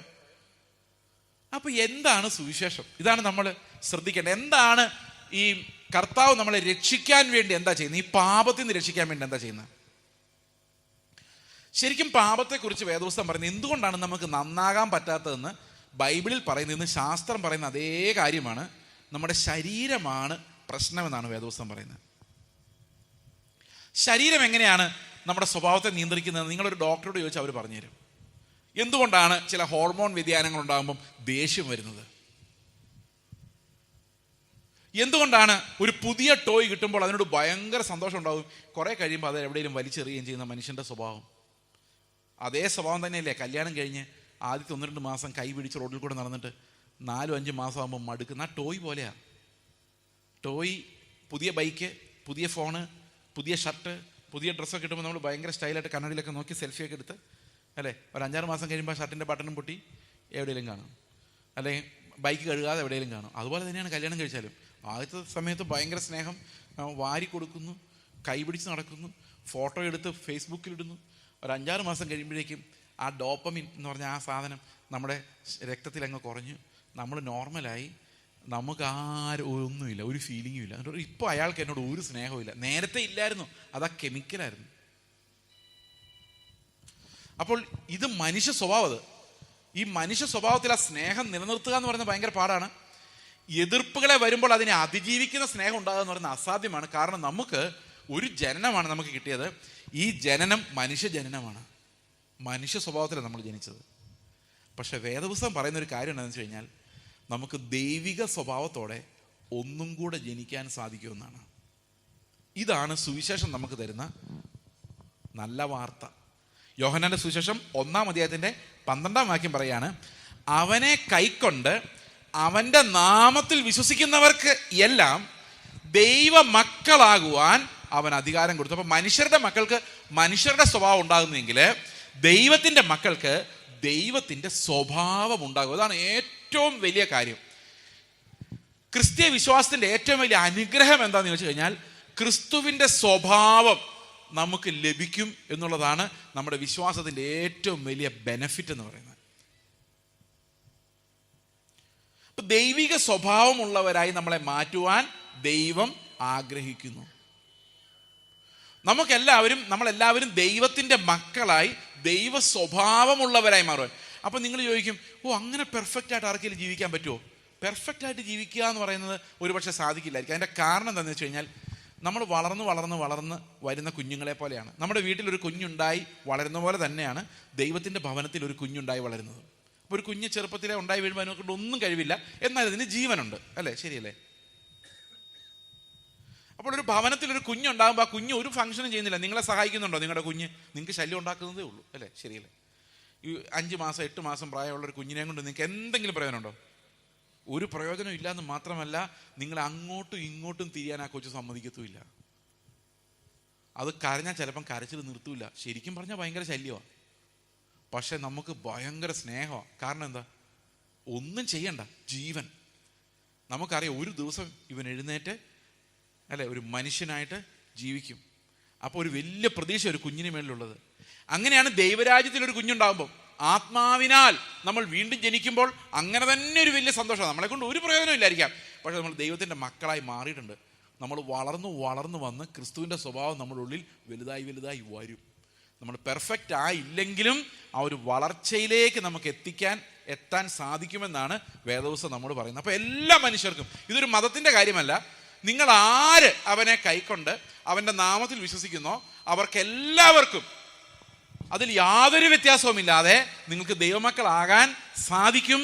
അതിന് യാതൊരു ചടങ്ങുകളും ആവശ്യമില്ല, വിശ്വസിച്ചാൽ മാത്രം മതി. ഇതാണ് ക്രിസ്ത്യൻ ഫെയ്ത്ത് എന്ന് പറയുന്നത്. Believe you will become children of God. Accept Jesus Christ and believe in his name. Receive him എന്നാണ്. അതായത് നിങ്ങൾ അവനെ നിങ്ങളുടെ ഹൃദയത്തിലേക്ക് സ്വീകരിക്കുക, ജീവനിലേക്ക് സ്വീകരിക്കുക. അപ്പോൾ നമ്മൾ ദൈവത്തിൻ്റെ മക്കളാവും. ദൈവത്തിൻ്റെ മക്കളായി കഴിഞ്ഞ് ചില ആൾക്കാർ വിശ്വസിക്കും ദൈവത്തിൻ്റെ മക്കളാണ് ഭയങ്കര ഗമയാണ്, നമുക്ക് ചോദിക്കുന്നതെല്ലാം കിട്ടും അല്ലേ. രാജാവിൻ്റെ മക്കളാണ് എങ്ങനെയാ? നമ്മളൊരു രാജാവിൻ്റെ മക്കളാണെങ്കിൽ, ഇപ്പം ഇന്ത്യയിലിപ്പം ജനാധിപത്യം ആയതുകൊണ്ട് മക്കളോട് വലിയ പ്രയോജനമൊന്നുമില്ല. അതേസമയത്ത് ഒരു രാജഭരണമുള്ളൊരു നാട്ടിലാണെങ്കിൽ രാജാവിൻ്റെ മക്കൾക്ക് രാജകീയമായിട്ട് നടക്കാം അല്ലേ, ശരിയല്ലേ? അപ്പൊ ദൈവത്തിൻ്റെ മക്കൾക്കോ? ഇപ്പൊ ദൈവത്തിൻ്റെ മക്കൾക്ക് എന്താ കിട്ടുന്നത്? ദൈവത്തിൻ്റെ മക്കൾ കിട്ടുന്ന ഈ രാജ്യമല്ല, അത് നമുക്കുള്ളതല്ല. ദൈവത്തിൻ്റെ മക്കൾ കിട്ടുന്ന അപ്പനെയാണ്, അവൻ്റെ സ്വഭാവമാണ്. അതാണ് ദൈവത്തിൻ്റെ മക്കളെ വേർതിരിക്കുന്നത്. അവരുടെ സമ്പത്തല്ല, അവർക്ക് കിട്ടുന്ന അനുഗ്രഹങ്ങളല്ല. കാരണം അതെല്ലാം ദൈവം എല്ലാവർക്കും കൊടുക്കുന്നുണ്ട്. പക്ഷെ മക്കൾക്ക് മാത്രം ദൈവം കൊടുക്കുന്നത് എന്താണ്? സമ്പത്ത് ദൈവം എല്ലാവർക്കും കൊടുക്കുന്നുണ്ട്. നിങ്ങൾക്ക് സമ്പത്ത് കിട്ടാൻ വേണ്ടി നിങ്ങൾ ക്രിസ്ത്യാനിയായിട്ട് യാതൊരു കാര്യമില്ല. ഉള്ള സമ്പത്ത് പോകാനാണ് സാധ്യത. 5 പൈസയുടെ പ്രയോജനം നോക്കി നിങ്ങൾ ക്രിസ്തുവിൽ വിശ്വസിച്ചിട്ട് ഒരു കാര്യമില്ല. കാരണം ക്രിസ്തുവിൻ്റെ കൂടെ നടന്നവർക്കൊന്നും കിട്ടിയില്ല, ഉള്ള സത്യം പറഞ്ഞു. ആ യേശു ക്രിസ്തുവിനെ നടന്ന ശിഷ്യന്മാരെല്ലാം ദരിദ്രന്മാരായിട്ടാണ് മരിച്ചത്. ആർക്കും ഒന്നും കിട്ടിയില്ല. പക്ഷേ കർത്താവിൻ്റെ കൂടെ ചെന്നാൽ നമുക്ക് ഉറപ്പായിട്ടും കിട്ടുന്നൊരു കാര്യം എന്ന് പറഞ്ഞാൽ നമ്മൾ ദൈവത്തിൻ്റെ മക്കളായി മാറുന്നുള്ളതാണ്. സ്വർഗത്തിലൊരു അപ്പൻ, ആ അപ്പൻ്റെ സ്വഭാവം, എത്ര മനോഹരമാണ് ആ സ്വഭാവം. നമ്മുടെ കുടുംബങ്ങളിലേക്ക് വന്നാൽ, നമ്മുടെ കുഞ്ഞുങ്ങളിലേക്ക് വന്നാൽ, ഈ ക്രിസ്തുവിൻ്റെ ക്യാരക്ടർ ഉള്ളവരായിട്ട് നമ്മൾ മാറിയാൽ, ഒരുപക്ഷെ നമ്മൾ പെർഫെക്റ്റ് ഒന്നും ആവില്ലായിരിക്കും, പക്ഷെ നമ്മൾ ആ ഒരു സ്വഭാവത്തിലേക്ക് വളരുന്ന ജീവൻ നമ്മുടെ ഉള്ളിൽ ആരംഭിക്കുന്നത് പോലൊരു അനുഗ്രഹം ഈ ലോകത്ത് വേറെ ഒന്നുമില്ല. ശരിക്കും പറഞ്ഞു കഴിഞ്ഞാൽ അതിലാണ് നമ്മുടെ ആനന്ദം ഇരിക്കുന്നത്. അപ്പോൾ ഈ വചനം നിങ്ങൾ കേൾക്കുമ്പോൾ, ഇപ്പോൾ ഞാൻ ഈ പറയുന്ന വചനം നിങ്ങൾ കേൾക്കുമ്പോൾ, നിങ്ങൾക്ക് ദൈവത്തിൻ്റെ ആത്മാവ് നിങ്ങളുടെ ജീവനോട് ഇടപെടുന്നുണ്ടെങ്കിൽ നിങ്ങൾക്ക് സമ്പത്തിനോട് ആഗ്രഹമല്ല തോന്നുന്നത്, നിങ്ങൾക്ക് ഈ ജീവനോടാണ് ആഗ്രഹം തോന്നുന്നത്. The life that Jesus lived, കർത്താവ് ഈ ഭൂമിയിൽ ജീവിച്ച ജീവൻ. അപ്പൊ നമ്മൾ വിചാരിക്കും അത് കൽപ്പനകളെല്ലാം അനുസരിക്കണ്ടേ? കൽപ്പനകളെല്ലാം അനുസരിക്കണം. പക്ഷെ കൽപ്പനകൾ അനുസരിക്കുന്നതുകൊണ്ടാണോ നമ്മൾ മക്കളാകുന്നത്? ജനിക്കുന്നത് കൊണ്ടാണല്ലേ, അല്ലേ? അപ്പൊ ദൈവത്തിന്റെ മക്കളായി നമ്മൾ മാറുന്നത് എന്തുകൊണ്ടാണ്? നമ്മൾ കൽപ്പനകൾ ഏതെങ്കിലും അനുസരിച്ചിട്ടല്ല നമ്മൾ ദൈവത്തിന്റെ മക്കളാകുന്നത്. നമ്മൾ ജനിക്കുന്നത് കൊണ്ടാണ്, ആത്മാവിനാൽ വീണ്ടും ജനിക്കുന്നത് കൊണ്ടാണ്. രണ്ടാമത്തെ ജനനം, അത് ഉയരത്തിൽ നിന്നുള്ള ജനനമാണ് വിശ്വസിക്കുന്ന എല്ലാവർക്കും. അവരാണ് ദൈവത്തിന്റെ മക്കളാകുന്നത്. പിന്നെയാണ് അനുസരിക്കുന്നത്, അനുസരണത്തിലേക്ക് വളരുക, അല്ലേ? ഇപ്പം നമ്മളൊരു കൊച്ചുണ്ടായി കഴിഞ്ഞാൽ ആ കൊച്ചിനോട് നീ ആ മല കയറിയിട്ട് വരാൻ പറഞ്ഞാൽ അവനെ കൊണ്ട് പറ്റുമോ? പറ്റില്ല. അവന് മലർന്ന് കിടന്ന് കരയാൻ മാത്രമേ പറ്റുള്ളൂ. അനുസരിക്കാൻ പറ്റണമെങ്കിൽ അവൻ മുതിരണം, വളരണം. നമുക്കും അങ്ങനെ ഒരു വളർച്ചയുടെ കാലമുണ്ട്. പക്ഷെ നമ്മുടെ ഏറ്റവും വലിയ ആനന്ദം എന്താണെന്ന് വെച്ച് കഴിഞ്ഞാൽ നമുക്ക് ദൈവിക സ്വഭാവമുള്ളൊരു ജീവൻ നമ്മുടെ ഉള്ളിൽ കർത്താവ് ആരംഭിക്കുന്നു എന്നുള്ളതാണ്. അപ്പോൾ ഈ ദൈവിക സ്വഭാവമുള്ള ഈ ജീവന്റെ പ്രത്യേകത എന്താണ്? പ്രിയ സഹോദരങ്ങളെ, ഈ ജീവനാണ് ക്രിസ്തീയ വിശ്വാസം എന്ന് പറയുന്നത്, അല്ല വേറെ ഒന്നും ഇതിനകത്തില്ല. Be God's children and have his nature. ദൈവത്തിൻ്റെ ആ മോറൽ സ്വഭാവമുള്ളവരായി നമ്മളെ മാറ്റുന്ന ഒരു മിറക്കിളാണ് ഈ ക്രിസ്തീയ വിശ്വാസം എന്ന് പറയുന്നത്. അതുകൊണ്ടാണ് എത്രയോ മിഷണറിമാർ ലോകത്തിൻ്റെ വിവിധ ഭാഗങ്ങളിൽ ആളുകളെ ശുശ്രൂഷിക്കാനും സേവിക്കാനും ഒക്കെ ഒരു കാലത്ത് ഇറങ്ങിയത്. ഇന്ന് ആ ക്രിസ്തീയ വിശ്വാസത്തിന് വഴി തെറ്റിയത് കൊണ്ടാണ് ഇന്ന് കെട്ടിടങ്ങൾ ഉണ്ടാകുന്നതല്ലാതെ മനുഷ്യരെ ശുശ്രൂഷിക്കാനും സ്നേഹിക്കാനും അവർ ഇറങ്ങാത്തതിൻ്റെ കാരണം ഇന്ന് ക്രിസ്ത്യാനിറ്റി എന്ന് പറയുന്നത് എന്താണെന്നുള്ളത് നമ്മുടെ ചിന്താമണ്ഡലങ്ങളിൽ നിന്ന് അപ്രത്യക്ഷമായി എന്നുള്ളത് കൊണ്ടാണ്. ഓക്കെ, അപ്പോൾ നിക്കോദെമോസിനോട് കർത്താവ് സംസാരിക്കുന്ന 3-ാമത്തെ അധ്യായത്തിൽ, യോഹന്നാന്റെ 3-ാമത്തെ അധ്യായത്തിൽ, ഈ സൂചിക്കുഴയിലൂടെ ഒരു ഒട്ടകം എങ്ങനെയാണ് കടക്കുന്നതെന്ന് അവിടെ പറയുന്നുണ്ട്. നിങ്ങളൊന്ന് സങ്കല്പിച്ച് നോക്കി, ഈ രാത്രിയിൽ ഒന്നുമല്ലാത്ത ഈ സമയത്ത് വല്ലതും കഴിക്കണോ, ഉറങ്ങണോ, വീട്ടിലെത്തണോ എന്നൊക്കെ ആലോചിച്ചുകൊണ്ടിരിക്കുന്ന ഈ സമയത്ത് ചിന്തിക്കാൻ പറ്റിയൊരു കാര്യമാണ് ഒരൊട്ടകത്തിന് എങ്ങനെ സൂചിക്കുഴയിലൂടെ കിടക്കാം. അതെങ്ങനെ കടക്കുമെന്ന് യോഹന്നാന്റെ സുവിശേഷം 3-ാം അധ്യായത്തിൽ നിക്കോദെമോസിനോട് കർത്താവ് പറയുന്നുണ്ട്. ഇപ്പം നിക്കോദെമോസിനെ കർത്താവ് സൂചിക്കുഴയിലൂടെ കയറ്റാൻ പോവാണ്. അതെങ്ങനെയാണെന്ന് നമുക്കൊന്ന് നോക്കാം. എത്ര പേർക്ക് ആഗ്രഹമുണ്ട് സൂചിക്കുഴയിലൂടെ ഒന്ന് കടന്നാൽ കൊള്ളാമെന്ന് തോന്നുന്നുണ്ടോ? അതെങ്ങനെയാണെന്ന് നമുക്കൊന്ന് നോക്കാം. ഓക്കെ, സൂചിക്കുഴയിലൂടെ കടന്നില്ലെങ്കിൽ നമുക്ക് ദൈവരാജ്യം അനുഭവിക്കാൻ സാധിക്കില്ല. ഇപ്പൊ നിക്കോദെമോസിനോട് കർത്താവ് പറയാണ്, നീ വീണ്ടും ജനിച്ചില്ല എങ്കിൽ, അതായത് ഈ മനുഷ്യ സ്വഭാവമായിട്ട് നീ ഇരുന്നാൽ, ജഡത്തിൽ ജനിച്ചൊരു സാധാരണ മനുഷ്യനായിട്ട് നീ ഇരുന്നാൽ നിനക്ക് ഒരിക്കലും ദൈവരാജ്യത്തിൽ പ്രവേശിക്കാൻ സാധിക്കില്ല, കാണാൻ പോലും സാധിക്കില്ല. അപ്പൊ നിക്കോദെമോസിന് ന്യായമായും തോന്നിയൊരു കാര്യം, ഓ ദൈവരാജ്യത്തിൽ പോകണമെങ്കിൽ ഒന്നുകൂടെ ജനിക്കണം അല്ലേ, എനിക്ക് പ്രായം 80 70 അല്ല 60, അറിയത്തില്ല. നിക്കോദെമോസിന്റെ പ്രായമൊന്നും ബൈബിൾ പറഞ്ഞിട്ടില്ല. ഒരു ആചാര്യനായിരുന്നു, അപ്പൊ കുറച്ച് പ്രായമൊക്കെ കാണുമായിരിക്കും, നമ്മുടെ സങ്കല്പം അങ്ങനെയാണല്ലോ. അപ്പോൾ നിക്കോദെമോസ് കർത്താവിനോട് പറയാണ്, ഈ വൃദ്ധനായ ശേഷം അമ്മയുടെ വയറ്റിൽ കിടന്ന് ഒന്നുകൂടെ ജനിക്കാൻ ആരെ കൊണ്ടേലും പറ്റുമോ? ഞാൻ ആലോചിച്ചിട്ട് നോക്കിയിട്ട് നമ്മുടെ മനുഷ്യരിൽ വലിയൊരു പങ്കിനുള്ള വേറൊരു സ്വഭാവം, അതായത് ഞാൻ നേരത്തെ ആദമിനും ഹവയ്ക്കൊക്കെ ഉണ്ടായ സ്വഭാവം നമുക്കും കുറേ കിട്ടിയിട്ടുണ്ടെന്ന് പറഞ്ഞപ്പം പറഞ്ഞ കുറേ 2-3 സ്വഭാവങ്ങൾ നിങ്ങൾ ഓർമ്മയുണ്ടല്ലോ. ഇത് അടുത്ത സ്വഭാവം എന്താണെന്ന് വെച്ച് കഴിഞ്ഞാൽ, എല്ലാവരുടെ ഉള്ളിലൊരു ആഗ്രഹമുണ്ട്, ഒന്നും കൂടെ ഒരു കുഞ്ഞായിട്ട് ജനിച്ചായിരുന്നെങ്കിൽ നല്ലതായിരുന്നു. എല്ലാവരുടെ ഉള്ളിൽ കാണുകയല്ല, ഒരു 80% മുകളിൽ ആൾക്കാരുടെ ഉള്ളിൽ കാണും, ഒന്നും കൂടെ ഒരു കുഞ്ഞായിട്ട് ജനിക്കുമായിരുന്നെങ്കിൽ. നഴ്സറി ക്ലാസ്സിൽ പോകുമ്പോൾ കുറച്ചുകൂടെ നല്ലപോലെ പഠിക്കാമായിരുന്നു, 10ാം ക്ലാസ്സിൽ കുറച്ചുകൂടെ നല്ല പഠിക്കാമായിരുന്നു, കുറച്ചുകൂടെ നല്ലൊരു ജോലി സമ്പാദിക്കാമായിരുന്നു, കുറച്ചുകൂടെ നല്ലൊരു കല്യാണമെങ്കിലും കഴിക്കാമായിരുന്നു, കുറച്ചുകൂടെ നല്ലപോലെ ജീവിക്കാമായിരുന്നു. പക്ഷെ കർത്താവ് പറഞ്ഞാൽ എന്നറിയോ, നീ ഒരു 100 പ്രാവശ്യം അമ്മയുടെ വയറ്റിൽ ജനിച്ചാലും നിന്റെ സ്വഭാവം ഇത് തന്നെ ആയതുകൊണ്ട് ഇങ്ങനെ തന്നെ ആവുള്ളൂ എന്നാണ്. നിങ്ങൾ ഈ പണ്ടൊക്കെ 5ലും 6ലും 7ലും ഒക്കെ പിള്ളേർ തോക്കുമായിരുന്നു. ഇപ്പം തോക്കില്ല, ഇപ്പം 8ലോ അങ്ങാണ്ടാ തോക്കുന്നല്ലേ, അറിയില്ല. ഇപ്പോൾ ഒരിടത്തും തോക്കുന്നില്ല, പിള്ളേരെല്ലാം ഹോൾ പാസ് 99 പാസ്സാവും. ഞങ്ങളൊക്കെ പഠിച്ച കാലത്ത് 8ൽ 3 വർഷമൊക്കെ തോക്കുന്നുണ്ടായിരുന്നു പിള്ളേർ, 2 വർഷം 4 വർഷമൊക്കെ തോക്കുമായിരുന്നു. അപ്പോൾ ആദ്യത്തെ വർഷം തോക്കുമ്പോൾ തന്നെ അവൻ അറിയാം ശരിക്കും പഠിച്ചില്ലെങ്കിൽ തോക്കുമെന്ന്. 2ാമത്തെ വർഷം അത് അറിഞ്ഞിരുന്നുകൊണ്ട് തന്നെയാണ് ശരിക്കും പഠിക്കാത്തത്. ഇതെല്ലാം അറിയാമെങ്കിലും നമ്മുടെ സ്വഭാവം മാറില്ല, നമ്മൾ അങ്ങനെ തന്നെ ആയിരിക്കുള്ളൂ. പരീക്ഷയുടെ തലേദിവസം പരീക്ഷയുടെ അന്ന് തലേദിവസം രാവിലെ എഴുന്നേറ്റിട്ട് പറയാം, ഇന്ന് 7 മണി മുതൽ പഠിച്ചേക്കാം തീരുമാനിക്കും. നമ്മുടെ സ്വഭാവമാണ്. 7 മണിയാകുമ്പം അമ്മ വിളിക്കും, ചായ കുടിച്ചാൽ, അന്ന് ചായ കുടിച്ചിട്ട് തുടങ്ങിയേക്കാം, എന്നാൽ 8 മണിയാട്ടെന്ന് വിചാരിക്കും. 8 മണിയാകുമ്പോൾ ബ്രേക്ക്ഫാസ്റ്റ് ടൈമാകും, അപ്പോൾ അത് കഴിഞ്ഞിട്ട് അവിടെ നിന്ന് വിചാരിക്കും. പിന്നെ 9 മണിയാകുമ്പോഴേക്കും ബ്രേക്ക്ഫാസ്റ്റ് കഴിച്ച ക്ഷീണത്തിൽ ഉറക്കം വരും, എന്നാൽ പിന്നെ ഒന്ന് ഉറങ്ങി എഴുന്നേറ്റിട്ട് 11 മണിയാവട്ടെന്ന് വിചാരിക്കും. ഇങ്ങനെ ഇരിക്കുന്നവരാണ് മനുഷ്യരിൽ വലിയൊരു പങ്കും. പ്രോക്കാസ്റ്റിനേഷൻ എന്ന് പറയും. അവരെത്ര പ്രാവശ്യം പരീക്ഷ അടുത്ത് വന്നാലും ഇങ്ങനെ തന്നെ ചെയ്യുള്ളൂ, കാരണം അതൊരു സ്വഭാവം, മാറ്റാൻ പറ്റില്ല. നമ്മൾ എത്ര പ്രാവശ്യം മനുഷ്യരായിട്ട് ജനിച്ചാലും ഈ സ്വഭാവത്തിന് മാറ്റം ഉണ്ടാവില്ല. ഏത് വീട്ടിൽ ജനിച്ചാലും മറ്റൊരാളെ പഴി പറയുന്ന സ്വഭാവം മാറില്ല, എന്നെ രക്ഷപ്പെടുത്താനുള്ള കോടതി എങ്ങും പോവില്ല. എൻ്റെ ഒരു സ്വഭാവം മാറ്റാൻ ഈ മനുഷ്യ ജന്മത്തിന് കഴിയില്ല. അപ്പൊ നിക്കോദെമോസിന്റെ കർത്താവ് പറയാണ്, നീ മനുഷ്യനായി 100 പ്രാവശ്യം ജനിച്ചാലും നിനക്കൊരു 10,000 അവസരങ്ങൾ തന്നാലും നിന്റെ സ്വഭാവത്തെ മാറ്റാൻ പറ്റില്ല. ബൈബിളിൽ പറയുന്നത് ഒരു പുള്ളിക്ക് അതിൻ്റെ പുള്ളി മാറ്റാൻ സാധിക്കത്തില്ല. അതുപോലെ ഒരാളുടെ നിറവും ഒരാൾക്ക് മാറ്റാൻ പറ്റത്തില്ല. എത്ര ഫെയർ ആൻഡ് ലവ്ലി തേച്ചാലും അത് വൃത്തികേടായി വരും എന്നുള്ളതല്ലാതെ അത് ഫുള്ളി ഒരു കറക്റ്റ് കളറാക്കി മാറ്റാൻ ആരെ കൊണ്ടും സാധിക്കില്ല. അപ്പോൾ അത് ബൈബിൾ പറഞ്ഞിരിക്കുന്നത്. അപ്പം നമുക്ക് നമ്മുടെ നേച്ചറിനെ മാറ്റാൻ യാതൊരു പരിപാടിയുമില്ല. അപ്പം കർത്താവ് പറയാണ്, നിക്കോദെമോസിന് പറയാണ്, സൂചിക്കകളിൽ കയറാൻ പോകട്ടോ, നോക്കിയാണ് എങ്ങനെയാണേ. 3-ാം അധ്യായത്തിൽ കർത്താവ് പറയാണ്, ഞാൻ നിന്നോട് വീണ്ടും ജനിക്കണമെന്ന് പറയുകയിൽ നീ ആശ്ചര്യപ്പെടരുത്. അടുത്ത വാക്യം ഇങ്ങനെയാണ്, കാറ്റ് എവിടെ നിന്ന് അതിനിഷ്ടമുള്ളിടത്തേക്ക് ഊതുന്നു, അതിൻ്റെ ശബ്ദം നീ കേൾക്കുന്നുവെങ്കിലും അതെവിടെ നിന്ന് വരുന്നുവെന്നും എങ്ങോട്ട് പോകുന്നുവെന്നും നീ അറിയുന്നില്ല. അടുത്ത വാക്യം, ആത്മാവിൽ ജനിച്ചവരെല്ലാം കാറ്റുപോലെ ആകും, ഇങ്ങനെ ആകുമെന്ന് കർത്താവ് പറഞ്ഞു. അപ്പൊ നിക്കോദെമോസിന്റെ കർത്താവ് പറയാണ്, നിന്റെ ഇപ്പോഴത്തെ സ്വഭാവം കല്ല് പോലെയാണ്.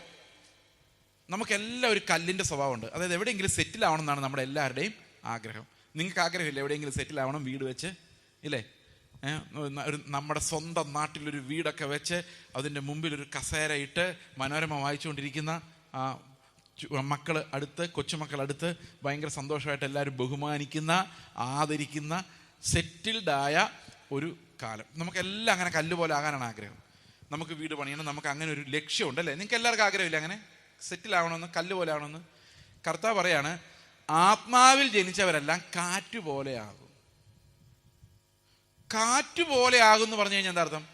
അത് എങ്ങോട്ട് പോകുന്നെന്നോ എവിടെ നിന്ന് വരുന്നുവെന്നോ ആരും അറിയുന്നില്ല. അതൊരു ഇമ്പാക്റ്റ് ഉണ്ടാക്കുന്നു, പോകുന്നു.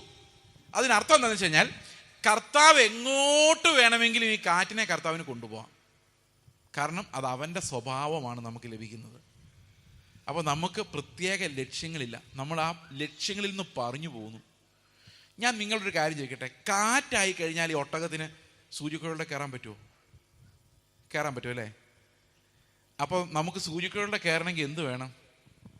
നമുക്ക് മനുഷ്യ സ്വഭാവം പോരാ, ക്രിസ്തുവിൻ്റെ സ്വഭാവം വേണം. ഈ ക്രിസ്തുവിൻ്റെ സ്വഭാവം നമ്മുടെ ഉള്ളിൽ വരുമ്പോഴാണ് നമ്മൾ സൂചിക്കുഴലിലൂടെ കയറുന്നത്, കാറ്റ് പോലെ ആകുന്നത്. ഈ കാറ്റ് പോലെ ആയിക്കഴിഞ്ഞാൽ പിന്നെ നമുക്ക് പേടിയൊന്നുമില്ല. കാരണം എന്താണെന്നറിയാമോ? കർത്താവാണ് നമ്മളെ കൊണ്ടുപോകുന്നത്. എങ്ങോട്ട് വീശിയാലും നമുക്കൊരു പ്രശ്നവുമില്ല. അങ്ങനെ വന്നാൽ മാത്രമേ ഒരാൾ കർണത്തടിച്ചാലും എനിക്ക് പ്രശ്നമില്ലാതിരിക്കുള്ളൂ. കാരണം എന്താ? ഞാൻ കാറ്റ് പോലെ ആയതുകൊണ്ട് എനിക്ക് പ്രത്യേകിച്ച് പ്ലാനുകളൊന്നുമില്ല. അപ്പോൾ നിങ്ങൾ വിചാരിക്കുക, അയ്യോ ഇതെന്തൊരു ലൈഫാണ്. പക്ഷേ പ്രിയ സഹോദരങ്ങളെ, ഈ വേദപുസ്തകത്തിലെ പ്ലാനില്ലായ്മയാണ് ഏറ്റവും വലിയ പ്ലാൻ. കാരണം എന്താണെന്ന് വെച്ച് കഴിഞ്ഞാൽ ദൈവത്തിൻ്റെ പദ്ധതികൾ നമ്മുടെ ജീവിതത്തിൽ നിറവേറുവാൻ അവൻ്റെ പദ്ധതികൾ നടപ്പാവേണ്ടത് ആവശ്യമാണ്. അതുകൊണ്ടാണ് ഞാൻ കാറ്റുപോലെ ആയിരിക്കുന്നത്. കാരണം ഞാൻ കർത്താവിനോട് പറയുകയാണ്, you take me wherever you want to take me. നിനക്ക് എന്നെ എങ്ങോട്ട് വേണമെങ്കിലും എന്ത് വേണേലും ചെയ്തോ എന്ന് പറയുമ്പോഴാണ് ദൈവത്തിൻ്റെ പദ്ധതി നമ്മുടെ ജീവിതത്തിൽ നിറവേറുന്നത്. അപ്പോൾ ക്രിസ്ത്യൻ ലൈഫ് എന്ന് പറയുന്നത് ഒരു മിറക്കിളാണ്. അത് നമ്മുടെ തീരുമാനത്താൽ വരുന്നതല്ല, അത് നമ്മുടെ കഠിനാധ്വാനത്താൽ വരുന്നതല്ല, അത് ആത്മാവിനാൽ വരുന്നതാണ്, അത് വിശ്വാസത്താൽ വരുന്നതാണ്, അത് ദൈവം നമ്മുടെ ഉള്ളിൽ ആരംഭിക്കുന്നതാണ്. അപ്പോൾ ഇതെങ്ങനെ നിങ്ങൾക്ക് കിട്ടുമെന്ന് ചോദിച്ചു കഴിഞ്ഞാൽ ഇന്നൊരു തീരുമാനമെടുത്താലൊന്നും നടക്കില്ല. അത് ഈ വചനം നിങ്ങൾ കേൾക്കുമ്പോൾ നിങ്ങളുടെ ഹൃദയം തുറന്ന് ഈ ജീവനോടുള്ള ഒരാഗ്രഹം നിങ്ങളുടെ ഉള്ളിൽ ഉണ്ടാകണം. അതായത് ക്രിസ്തു നടന്ന പോലെ നടക്കാൻ, ആ ഒരു സ്നേഹത്തിൻ്റെ പെർഫെക്ഷൻ എന്താണെന്ന് അനുഭവിക്കാൻ, ദൈവത്തിൻ്റെ മക്കൾ എന്നുള്ള അവകാശം അനുഭവിക്കാൻ ഈ വചനം കേൾക്കുമ്പോൾ നിങ്ങളുടെ ഹൃദയം ആഗ്രഹത്താൽ തുറക്കപ്പെടണം. അതാണ് വചനമാണ് ഹൃദയത്തെ തുറക്കുന്നത്, വീണ്ടും ജനിപ്പിക്കുന്നത്. ഈ വചനത്തിൻ്റെ കേൾവിയാൽ ആരുടെ എല്ലാം ഹൃദയം എവിടെ ഇരുന്നെല്ലാം തുറക്കുന്നുണ്ടോ, ആരെല്ലാം ഈ യേശുവിൻ്റെ ജീവൻ ഉള്ളം കൊണ്ട് ആഗ്രഹിക്കുന്നുണ്ടോ, അവരെല്ലാം കാറ്റിൻ്റെ സ്വഭാവമുള്ളവരായി ദൈവത്തിൻ്റെ മക്കളായിട്ട് മാറും. എന്ന് പറയുമ്പം നമ്മുടെ ജീവിതത്തിൽ നമ്മളല്ല പ്രധാനം, ദൈവത്തിൻ്റെ നടത്തിപ്പാണ് പ്രധാനം. ഇങ്ങനെ മാത്രമേ നമുക്ക് ഈ മനുഷ്യ സ്വഭാവത്തെ തോൽപ്പിക്കാൻ സാധിക്കുകയുള്ളൂ. Perfect humanity. നിങ്ങൾക്കറിയാമോ, ഈ ശരിക്കും പറഞ്ഞാൽ മനുഷ്യ സ്വഭാവം തെറ്റാന്ന് പറയുന്നത് ശരിയല്ല. കാരണം പെർഫെക്റ്റ് മാൻ ക്രിസ്തുവാണ്. ചില ആൾക്കാർ ഇങ്ങനെ പറയാറുണ്ട്, എടാ പുരുഷത്വം കാണിക്കടാ, ആണിനെ പോലെ പെരുമാറും, നീ എന്താ ഇങ്ങനെ മിണ്ടാതിരിക്കുന്നത്? നിങ്ങൾക്കറിയോ കർത്താവ് കാണിച്ച പുരുഷത്വം എന്താണെന്നറിയാം? സ്നേഹിക്കുന്നവർക്ക് വേണ്ടി മരിക്കുക എന്നുള്ളതായിരുന്നു. തോറ്റുകൊടുക്കുക, വിട്ടുകൊടുക്കുക. അതായിരുന്നു ശരിക്കും ഈ പുരുഷൻ്റെ ബലം, ഒരു മനുഷ്യൻ്റെ ബലം എന്ന് പറയുന്നത്. ഒരാൾ എന്നെ അടിച്ചാൽ തിരിച്ചടിക്കാൻ എനിക്ക് ഒരു ആത്മബലം ആവശ്യമില്ല. ഇത് മഹാത്മാഗാന്ധിയൊക്കെ അതൊക്കെ കണ്ടുപിടിച്ചായിരുന്നു കേട്ടോ.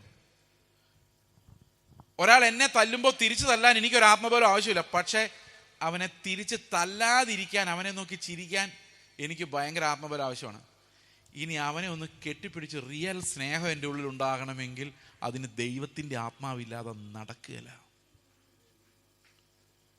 എനിക്ക് വേണമെങ്കിൽ അടി കൊണ്ടോണ്ട് ഞാൻ കൊള്ളാം, അടി കൊണ്ടിട്ട് ഞാൻ തിരിച്ചടിക്കാതെ പോകുന്നു എന്ന് ഗമയ്ക്ക് പോവാം. പക്ഷെ അടിച്ച ആളോട് എൻ്റെ ഉള്ളിൽ സ്നേഹം ഉണ്ടാകണമെങ്കിൽ എൻ്റെ ഉള്ളിൽ ആത്മാവ് ഉണ്ടാകണം. Christianity is all about that spirit filled life.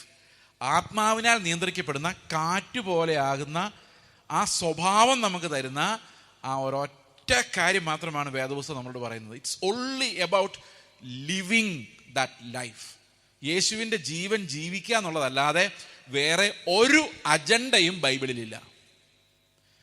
നിങ്ങൾ ഏത് ബാക്ക്ഗ്രൗണ്ടിൽ ജനിച്ചാണെങ്കിലും, തലമുറകളായിട്ട് ക്രിസ്ത്യാനികളാണെങ്കിലും, ഈ കാറ്റിൻ്റെ സ്വഭാവം നിങ്ങളുടെ ഉള്ളിലില്ലെങ്കിൽ, അതായത് ക്രിസ്തുവിൻ്റെ സ്വഭാവം നിങ്ങളുടെ ഉള്ളിൽ ഉണ്ടായിട്ടില്ലെങ്കിൽ നിങ്ങൾ ദൈവത്തിൻ്റെ മക്കളല്ല, നിങ്ങൾ വെറും ക്രിസ്തു മത ആൾക്കാരാണ്.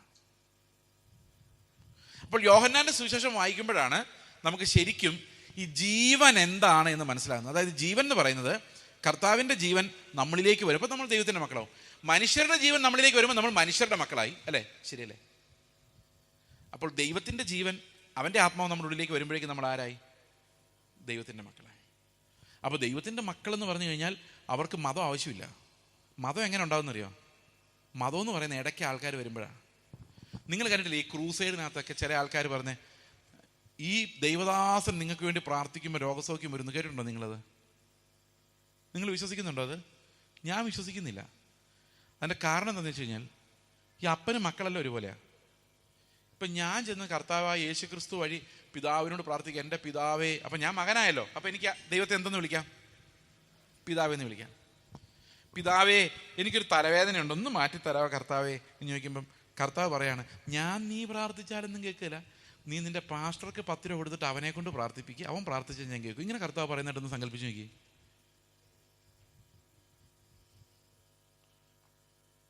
എന്തോ ഒരു പ്രശ്നം ഉണ്ടല്ലോ അതിനകത്ത്. ഈ ക്രിസ്ത്യാനിറ്റിയുടെ ഏറ്റവും വലിയ പ്രത്യേകത എന്ന് വെച്ചാൽ ഞാൻ മധ്യസ്ഥന്മാരില്ല എന്നുള്ളതാണ്. ഞാൻ പ്രാർത്ഥിച്ച കർത്താവ് കേൾക്കും, കാരണം എൻ്റെ അപ്പനത്. എൻ്റെ അപ്പനായതുകൊണ്ട് വേറൊരു മകൻ വന്ന് പ്രാർത്ഥിച്ചുകൊണ്ട് പ്രത്യേക അഡ്വാൻറ്റേജൊന്നുമില്ല. കാരണം യേശു ക്രിസ്തു എന്ന ഏക മധ്യസ്ഥൻ മാത്രമേ നമുക്ക് ഉള്ളൂ. ഈ ക്രിസ്തു മുഖാന്തരം നമുക്ക് ദൈവത്തിൻ്റെ അടുത്തേക്ക് ധാരാളമായ പ്രവേശനമാണ്. അപ്പോൾ ഒരാൾ ഇടയിൽ നിന്ന് പ്രാർത്ഥിക്കുമ്പോൾ കേൾക്കുമെന്ന് പറയുമ്പോൾ നിങ്ങളുടെ മധ്യസ്ഥൻ ആരാ? ഈ റോമൻ കത്തോലിക്ക സഭയെ നമ്മളെല്ലാവരും കുറ്റം പറയും. എന്താണെന്നറിയോ?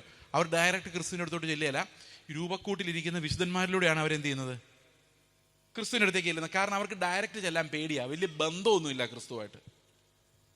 അതുകൊണ്ട് അവരെന്ത് ചെയ്യുന്നത് വെച്ച് കഴിഞ്ഞാൽ, ക്രിസ്തുവിൻ്റെ അടുത്തേക്ക് ഡയറക്റ്റ് പോകില്ല, മരിച്ചു പോയ വിശുദ്ധന്മാരുടെ അടുത്ത് നിന്നിട്ട് അവരോട് പറയും, അന്തോണീസ് പുണ്യാള എനിക്ക് വേണ്ടി ഒന്ന് കർത്താവിനോട് റെക്കമെൻഡ് ചെയ്യണം. അപ്പം അവിടെ അന്തോണീസ് പുണ്യാളം വേണം, അന്തോണീസ് പുണ്യാളന് കുരിശടി വേണം, കണ്ണാടിക്കൂട് വേണം, കുർബാനയുടെ അച്ഛന്മാരെല്ലാം വേണം.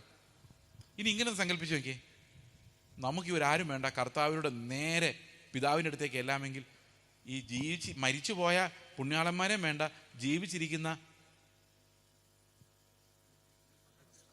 ജീവിച്ചിരിക്കുന്ന മധ്യസ്ഥന്മാരായ അഭിഷിക്തന്മാരെന്ന് വിളിക്കുന്ന പാസ്റ്റർമാരെയും വേണ്ട, നമുക്ക് കർത്താവിൻ്റെ അടുത്തേക്ക് ഡയറക്റ്റായിട്ട് ചെല്ലാമെങ്കിൽ പിന്നെ ഈ ഇടയിൽ നിൽക്കുന്ന ഇത്ര ആൾക്കാരെ നമുക്ക് വേണ്ടെന്ന് വയ്ക്കാം. എത്ര പേർക്ക് സന്തോഷമായി? ഈ മൈക്കിൻ്റെ പരിധിയിലിരുന്ന് കേൾക്കുന്ന ആരെങ്കിലും ഏതെങ്കിലും ഒരു പാസ്റ്ററുടെ അടിമയാണെങ്കിൽ നിങ്ങൾ ഈ ക്രിസ്തുവിൻ്റെ വേദപുസ്തകം വെച്ചുകൊണ്ട് ഇത്രയും അരിഷ്ടന്മാരായി ജീവിക്കരുത്. കാരണം ദൈവത്തിൻ്റെ മക്കളുടെ അവകാശം, ഞാൻ പലപ്പോഴും ആലോചിക്കായിരുന്നു, ഞാൻ യേശു ക്രിസ്തുവിൻ്റെ നാമത്തിൽ ചെന്ന് പിതാവിനോട് പറഞ്ഞിട്ട് കേൾക്കുന്നില്ല. അപ്പം ഞാനൊരു പാസ്റ്റർ വഴി ചെന്ന് പറഞ്ഞപ്പം കേൾക്കുന്നുണ്ട്. അപ്പോൾ ആരാ പവർഫുൾ മധ്യസ്ഥൻ? ആ പാസ്റ്ററാ. കത്തോലിക്കരുടെ വിശുദ്ധന്മാർ പിന്നെ മരിച്ചു പോയവർ, അവരെ കൊണ്ട് വലിയ ശല്യമില്ല, 10 രൂപ ഇട്ടാൽ മതി. പക്ഷേ ഈ പ്രാർത്ഥിക്കുന്ന മധ്യസ്ഥന്മാർ 10 രൂപയിലൊന്നും നിൽക്കുന്നവരല്ല. അവരിപ്പോഴും ജീവിച്ചിരിക്കുകയും ഇപ്പോഴും വികൃതികൾ കാണിച്ചുകൊണ്ടിരിക്കുകയും ചെയ്യുന്നു. എൻ്റെ സഹോദരങ്ങളെ, വേദപുസ്തകം നമുക്ക് തരുന്ന ഏറ്റവും വലിയ സ്വാതന്ത്ര്യം ഈ കപട മതങ്ങളിൽ നിന്നുള്ള സ്വാതന്ത്ര്യമാണ്. ഈ സ്വാതന്ത്ര്യം നിങ്ങൾ ധൈര്യമായിട്ട് സ്വാതന്ത്ര്യം പ്രഖ്യാപിച്ചാൽ ഒരു പങ്ക് ആൾക്കാർ ഇവിടുന്ന് രക്ഷപ്പെടും. അതല്ലെങ്കിൽ അവരെന്നും ഞങ്ങൾക്ക് വേണ്ടി പ്രാർത്ഥിക്കണേ, 50 വർഷം കഴിഞ്ഞാലും ഞങ്ങൾ മക്കളാണെന്നും അവകാശികളാണെന്നും പിതാവിൻ്റെ സന്നിധിയിലാണ് നിൽക്കുന്നതെന്നും ദൈവത്തിൻ്റെ ജീവൻ എൻ്റെ ഉള്ളിൽ വസിക്കുന്നതെന്നും അറിയാൻ വയ്യ. അവരപ്പോഴും പോയി വേറൊരാളുടെ നിന്ന് പ്രാർത്ഥിക്കാൻ വേണ്ടി ക്യൂ നിൽക്കുമോ? എത്ര ദയനീയമാണത്. That is how these religions are precipitated everywhere. എല്ലാ മതങ്ങളിലും ദൈവമായിട്ട് നമ്മൾ ഡയറക്റ്റ് ചെല്ലാൻ സമ്മതിക്കില്ല. അവിടെ എല്ലാ ഇടനിലക്കാരും എന്തെങ്കിലും ചെയ്തുകൊണ്ടിരിക്കും. അവരെല്ലാം പേടിപ്പിക്കുകയും ചെയ്യും. എന്താണെന്നറിയോ? അഭിഷിക്തനെതിരെ വല്ലതും പറഞ്ഞാ അതാണ് ഏറ്റവും വലിയ ഭീഷണി. മതത്തിൻ്റെ ഏറ്റവും വലിയ ഭീഷണി എന്ന് പറഞ്ഞാൽ അഭിഷിക്തൻ എന്ന് പറയുന്ന ഒരു പ്രത്യേക വർഗമാണ്. പ്രിയ സഹോദരങ്ങളെ, ഈ പുതിയ നിയമത്തിൽ അഭിഷിക്തൻ എന്ന വാക്ക് അത് ഗ്രീക്ക് ഭാഷയിൽ ക്രിസ്റ്റോസ് എന്നും എബ്രായ ഭാഷയിൽ മെഷിഹ എന്നുമാണ് അഭിഷിക്തൻ എന്നുള്ളതിന് പറയുന്നത്. പഴയ നിയമത്തിൽ രാജാവായി അഭിഷേകം ചെയ്യപ്പെടുന്നവരും പുരോഹിതനായി അഭിഷേകം ചെയ്യപ്പെടുന്നവരും പ്രവാചകനായി അഭിഷേകം ചെയ്യപ്പെടുന്നവരുണ്ടായിരുന്നു. അതെല്ലാം ക്രിസ്തുവിൻ്റെ നിഴലുകളായിരുന്നു. എന്നാൽ പുതിയ നിയമത്തിൽ അഭിഷിക്തൻ എന്ന് പറയുന്ന ക്രിസ്തുവാണ്. നമ്മളെല്ലാം ആ ക്രിസ്തുവിൻ്റെ ശരീരത്തിൻ്റെ ഭാഗം എന്ന നിലയിൽ അഭിഷേകമുള്ളവരാണ്. പക്ഷെ നമ്മൾ ആരും പ്രത്യേക അഭിഷിക്തന്മാരല്ല. കാരണം അഭിഷിക്തൻ മെസ്സിഹായാണ്, ക്രിസ്റ്റോസാണ്, ക്രിസ്തുവാണ്. അതാണ് മതം ഇല്ലാതാക്കി കളഞ്ഞത്. ശരിക്കും പറഞ്ഞാൽ യേശുവിനെ ക്രൂശിച്ചത് ആരാന്നറിയോ? ഈ സ്വാതന്ത്ര്യം കാരണം. ഈ മതമേലധ്യക്ഷന്മാരെല്ലാം നോക്കിക്കഴിഞ്ഞപ്പം ഡയറക്റ്റ് പിതാവേ എന്ന് വിളിച്ച് ദൈവത്തോട് പ്രാർത്ഥിക്കുന്നു. മതവും വേണ്ട, ആചാരവും വേണ്ട, ശബത്തും നോക്കണ്ട, ദേവാലയത്തിലെ കുർബാനയും വേണ്ട, ഒരു ചടങ്ങും വേണ്ട, നേരെ പിതാവേ എന്ന് വിളിച്ചൊരു പ്രാർത്ഥന. പിതാമാരാലേക്ക് ഇങ്ങനെ എല്ലാവരും പിതാവേ പിതാവെന്ന് വിളിച്ചിട്ട് പോയി നമ്മളെന്നാ ചെയ്യും? നമ്മുടെ ബിസിനസ് തീരും. ഇവൻ എത്രയും പെട്ടെന്ന് കൊന്നു കളഞ്ഞേക്കാന്ന് തീരുമാനിച്ച റോമൻ പടയാളികളല്ല. റോമൻ രാജാക്കന്മാരും അല്ല, കഞ്ഞികുടി മുട്ടിപ്പോകുന്ന മത നേതാക്കന്മാരാ. ഇന്നും അന്നും എന്നും നമ്മുടെ സ്വാതന്ത്ര്യത്തിനെതിരെ നിൽക്കുന്നത് ഗവൺമെന്റ് അല്ല. അത് തെറ്റിദ്ധാരണ. നിങ്ങളുടെ സ്വാതന്ത്ര്യത്തിനെതിരെ നിൽക്കുന്നത് ഒരു ഗവൺമെന്റ് അല്ല, ഒരു പൊളിറ്റിക്കൽ പാർട്ടി അല്ല, ഈ മതം തന്നെയാണ്. ഏറ്റവും വലിയ അടിമത്തം എന്ന് പറയുന്നത് ക്രിസ്തുവിനെ അനുഭവിക്കാൻ, അവന്റെ ജീവൻ അനുഭവിക്കാൻ ഏറ്റവും വലിയ തടസ്സം എന്ന് പറയുന്നത് നമ്മുടെ ഉള്ളിൽ നമ്മൾ സൃഷ്ടിക്കുന്ന അടിമത്തമാണ്. മതത്തോടുള്ള, വ്യവസ്ഥകളോടുള്ള, ഇടനിലക്കാരോടുള്ള, മധ്യസ്ഥന്മാരോടുള്ള അടിമത്തം. ഇത് നിങ്ങളോട് ആരും പറയാൻ പോകുന്നില്ല, പേടിയാണ്. കർത്താവിനെ ഭയപ്പെടുന്നവന് ആരെയും ഭയപ്പെടേണ്ട കാര്യമില്ല. If you fear the Lord you don't need to fear anyone. കാരണം ഈ കർത്താവ് തികഞ്ഞ സ്നേഹമാണ്. നമ്മൾ ഒരിക്കലും കൈവിടാതെ അൺകണ്ടീഷണൽ. ഇപ്പം നമുക്കറിയാം, മക്കളെ ഒരപ്പൻ സ്നേഹിക്കുന്നതിനേക്കാളും വലുതായിട്ടാണ് സ്വന്തം പുത്രനെ നമുക്ക് വേണ്ടി ഏൽപ്പിച്ചു തന്ന കർത്താവ് നമ്മളെ സ്നേഹിക്കുന്നത്. അപ്പൊ അത്രയും വലിയ ഒരു സ്നേഹത്തിനകത്ത് ഇരിക്കുന്ന നമ്മൾ. അതുകൊണ്ട് ഈ വലിയ കർത്താവിന്റെ സ്നേഹത്തിനകത്തേക്കാണ് നമ്മൾ അവന്റെ കുടുംബത്തിൽ ജനിക്കുമ്പോൾ അവന്റെ മക്കളാകാനുള്ള അധികാരമാണ് നമുക്ക് ലഭിക്കുന്നത്. It's an authority. എനിക്ക് പറയാം, ഞാൻ എൻ്റെ പിതാവിൻ്റെ മകനാണ്. അതെനിക്കൊരു വലിയ അതോറിറ്റിയാണ്. എനിക്ക് എന്ത് സംഭവിച്ചാലും കുഴപ്പമില്ല. I have A father in heaven. അതാണ് ഈ പുതിയ ജന്മം എന്ന് പറയുന്നത്, ദ ന്യൂ ലൈഫ്. ഈ ന്യൂ ലൈഫാണ് നമ്മളെ സൂചിക്കുഴയിലൂടെ കടത്തുന്നത്. ദൈവം ചെയ്യുന്ന പ്രവൃത്തിയാണ്. ഈ ദൈവം ചെയ്യുന്ന പ്രവൃത്തി എന്ന് പറഞ്ഞാൽ നമ്മുടെ സ്വഭാവം മാറിപ്പോകുന്നത് കൊണ്ടാണത് സംഭവിക്കുന്നത്. അപ്പം നമ്മുടെ ജീവിതത്തിലുള്ള ഓരോ ഘട്ടങ്ങളിലും നമ്മൾ മനസ്സിലാക്കേണ്ടത്, we are not slaves of any religion, we are the children of God. നമ്മൾ ഒന്നിൻ്റെ അടിമകളല്ല, നമ്മൾ ദൈവത്തിൻ്റെ മക്കളാണ്. എപ്പോഴും ക്രിസ്തുവിനെതിരെ, നിങ്ങൾക്കറിയാമോ, ഏതെങ്കിലും ഒരു മനുഷ്യനോട് നിങ്ങൾ വഴിയിലുള്ളവർ ചോദിച്ചു നോക്കിയോ, ഈ ക്രിസ്തുവിനെ കുറിച്ച് അറിയാൻ വയ്യാത്ത നിങ്ങൾ സുവിശേഷ വിരോധികൾ എന്ന് പറയുന്നതുകൊണ്ട് നിങ്ങൾ ചോദിച്ചു നോക്കിയോ, യേശു ക്രിസ്തുവിനെ കുറിച്ച് നിങ്ങളുടെ അഭിപ്രായം എന്താണ്? അവർക്ക് ക്രിസ്തുവിനോട് ഒരു വിരോധവും ഇല്ല. ശരിക്കും ക്രിസ്തുവിനോട് വിരോധമുള്ളത് മതത്തിനാണ്. ആ മതമാണ് നമ്മളെ വീണ്ടും വീണ്ടും ബന്ധിക്കുന്നത്, ഇടനിലക്കാരെ വെച്ചും കർമ്മങ്ങളെ വെച്ചും. സഹോദരങ്ങളെ, ക്രിസ്തു നിങ്ങളെ സാക്ഷാൽ സ്വതന്ത്രരാക്കിയെങ്കിൽ ദൈവ മക്കളെ പോലെ ജീവിക്കുക. ഞാൻ ഒരു വാക്യവും കൂടെ വായിച്ചിട്ട് ഇന്ന് ഈ ശുശ്രൂഷ അവസാനിപ്പിക്കുകയാണ്. നമുക്ക് നാളെ സമയമുണ്ട്. ദൈവം നമുക്ക് അതിനുള്ള പ്രകാശനം നൽകട്ടെ എന്ന് പ്രാർത്ഥിക്കും. യോഹന്നാന്റെ സുവിശേഷം 6-ാം അധ്യായത്തിലേക്ക് വരുമ്പോൾ അവിടെ ഈ യേശുവിൻ്റെ ജീവനെ കുറിച്ചുള്ള ഒരു കാര്യം കൂടെ ഉണ്ട്. അതും കൂടെ പറഞ്ഞിട്ട് നമുക്ക് ഇന്നത്തെ ഈ പഠനം അവസാനിപ്പിക്കും. യോഹന്നാന്റെ സുവിശേഷം 6-ാം അധ്യായത്തിലെ കർത്താവ് വളരെ വിചിത്രമായ ഒരു സ്റ്റേറ്റ്മെന്റ് പറയാണ്. 6:53 കർത്താവ് പറയുന്നു, ഇതൊത്തിരി തെറ്റിദ്ധരിപ്പിക്കപ്പെട്ടുള്ളൊരു വാക്യമാണ്, അതുകൊണ്ടാണ് ഞാൻ ഈ പരസ്യമായിട്ട് ഇത് പറയുന്നത്. 6:53 ഇങ്ങനെ പറയുന്നു, എൻ്റെ ശരീരം ഭക്ഷിക്കുകയും എൻ്റെ രക്തം പാനം ചെയ്യുകയും ചെയ്തില്ലെങ്കിൽ നിങ്ങളുടെ ഉള്ളിൽ ജീവനില്ല. ഇതാണ് 53-ാം വാക്യം. യേശുവോട് പറഞ്ഞത്, ആമേൻ ആമേൻ ഞാൻ നിങ്ങളോട് പറയുന്നു, നിങ്ങൾ മനുഷ്യപുത്രന്റെ മാംസം തിന്നാതെയും അവൻ്റെ രക്തം കുടിക്കാതെയും ഇരുന്നാൽ നിങ്ങളുടെ ഉള്ളിൽ ജീവനില്ല. നമ്മൾ സംസാരിച്ചുകൊണ്ടിരിക്കുന്നത് ഈ ദൈവിക ജീവനെ കുറിച്ചാണ്. ഇപ്പൊ ഇവിടെ കർത്താവ് പറയാണ്, മനുഷ്യപുത്രന്റെ മാംസം തിന്നുകയും അവൻ്റെ രക്തം കുടിക്കുകയും ചെയ്യണം. അപ്പോൾ ആൾക്കാർക്കെല്ലാം ഇത് കേട്ടപ്പോൾ ഭയങ്കര വിഷമമായി. ഇപ്പം ഞാനിത് എൻ്റെ ശരീരം തിന്നാൻ പറഞ്ഞാൽ നിങ്ങൾക്ക് എല്ലാവർക്കും വിഷമമാവും. കാരണം അങ്ങനെ പറയാൻ പാടില്ല. അതൊരു കാനിബാലിസമാണ്. സ്വന്തം സ്പീഷീസ് ഉള്ളതിനെ കൊന്നു തിന്നുക എന്ന് പറയുന്നതിനെ കാനിബാലിസം എന്ന് പറയുന്നത്. അപ്പോൾ ശിഷ്യന്മാർക്കെല്ലാം ഭയങ്കര അങ്കലാപ്പായി. അവർ അങ്ങോട്ടും ഇങ്ങോട്ടും പറഞ്ഞു. 60-ാമത്തെ വാക്യത്തിൽ പറയുന്നു, അവൻ്റെ ശിഷ്യന്മാർ പലരും അത് കേട്ടിട്ട്, ഇത് കഠിന വാക്ക്, ഇത് കേൾപ്പാൻ ആർക്ക് കഴിയും എന്ന് പറഞ്ഞു. അപ്പോൾ ഇവർക്കത് ഭയങ്കര അസ്വസ്ഥത ഉണ്ടാക്കി. രക്തം കുടിക്കണം എന്നൊക്കെ പറഞ്ഞു. അപ്പോൾ 63-ാമത്തെ വാക്യത്തിൽ കർത്താവ് പറയാണ്,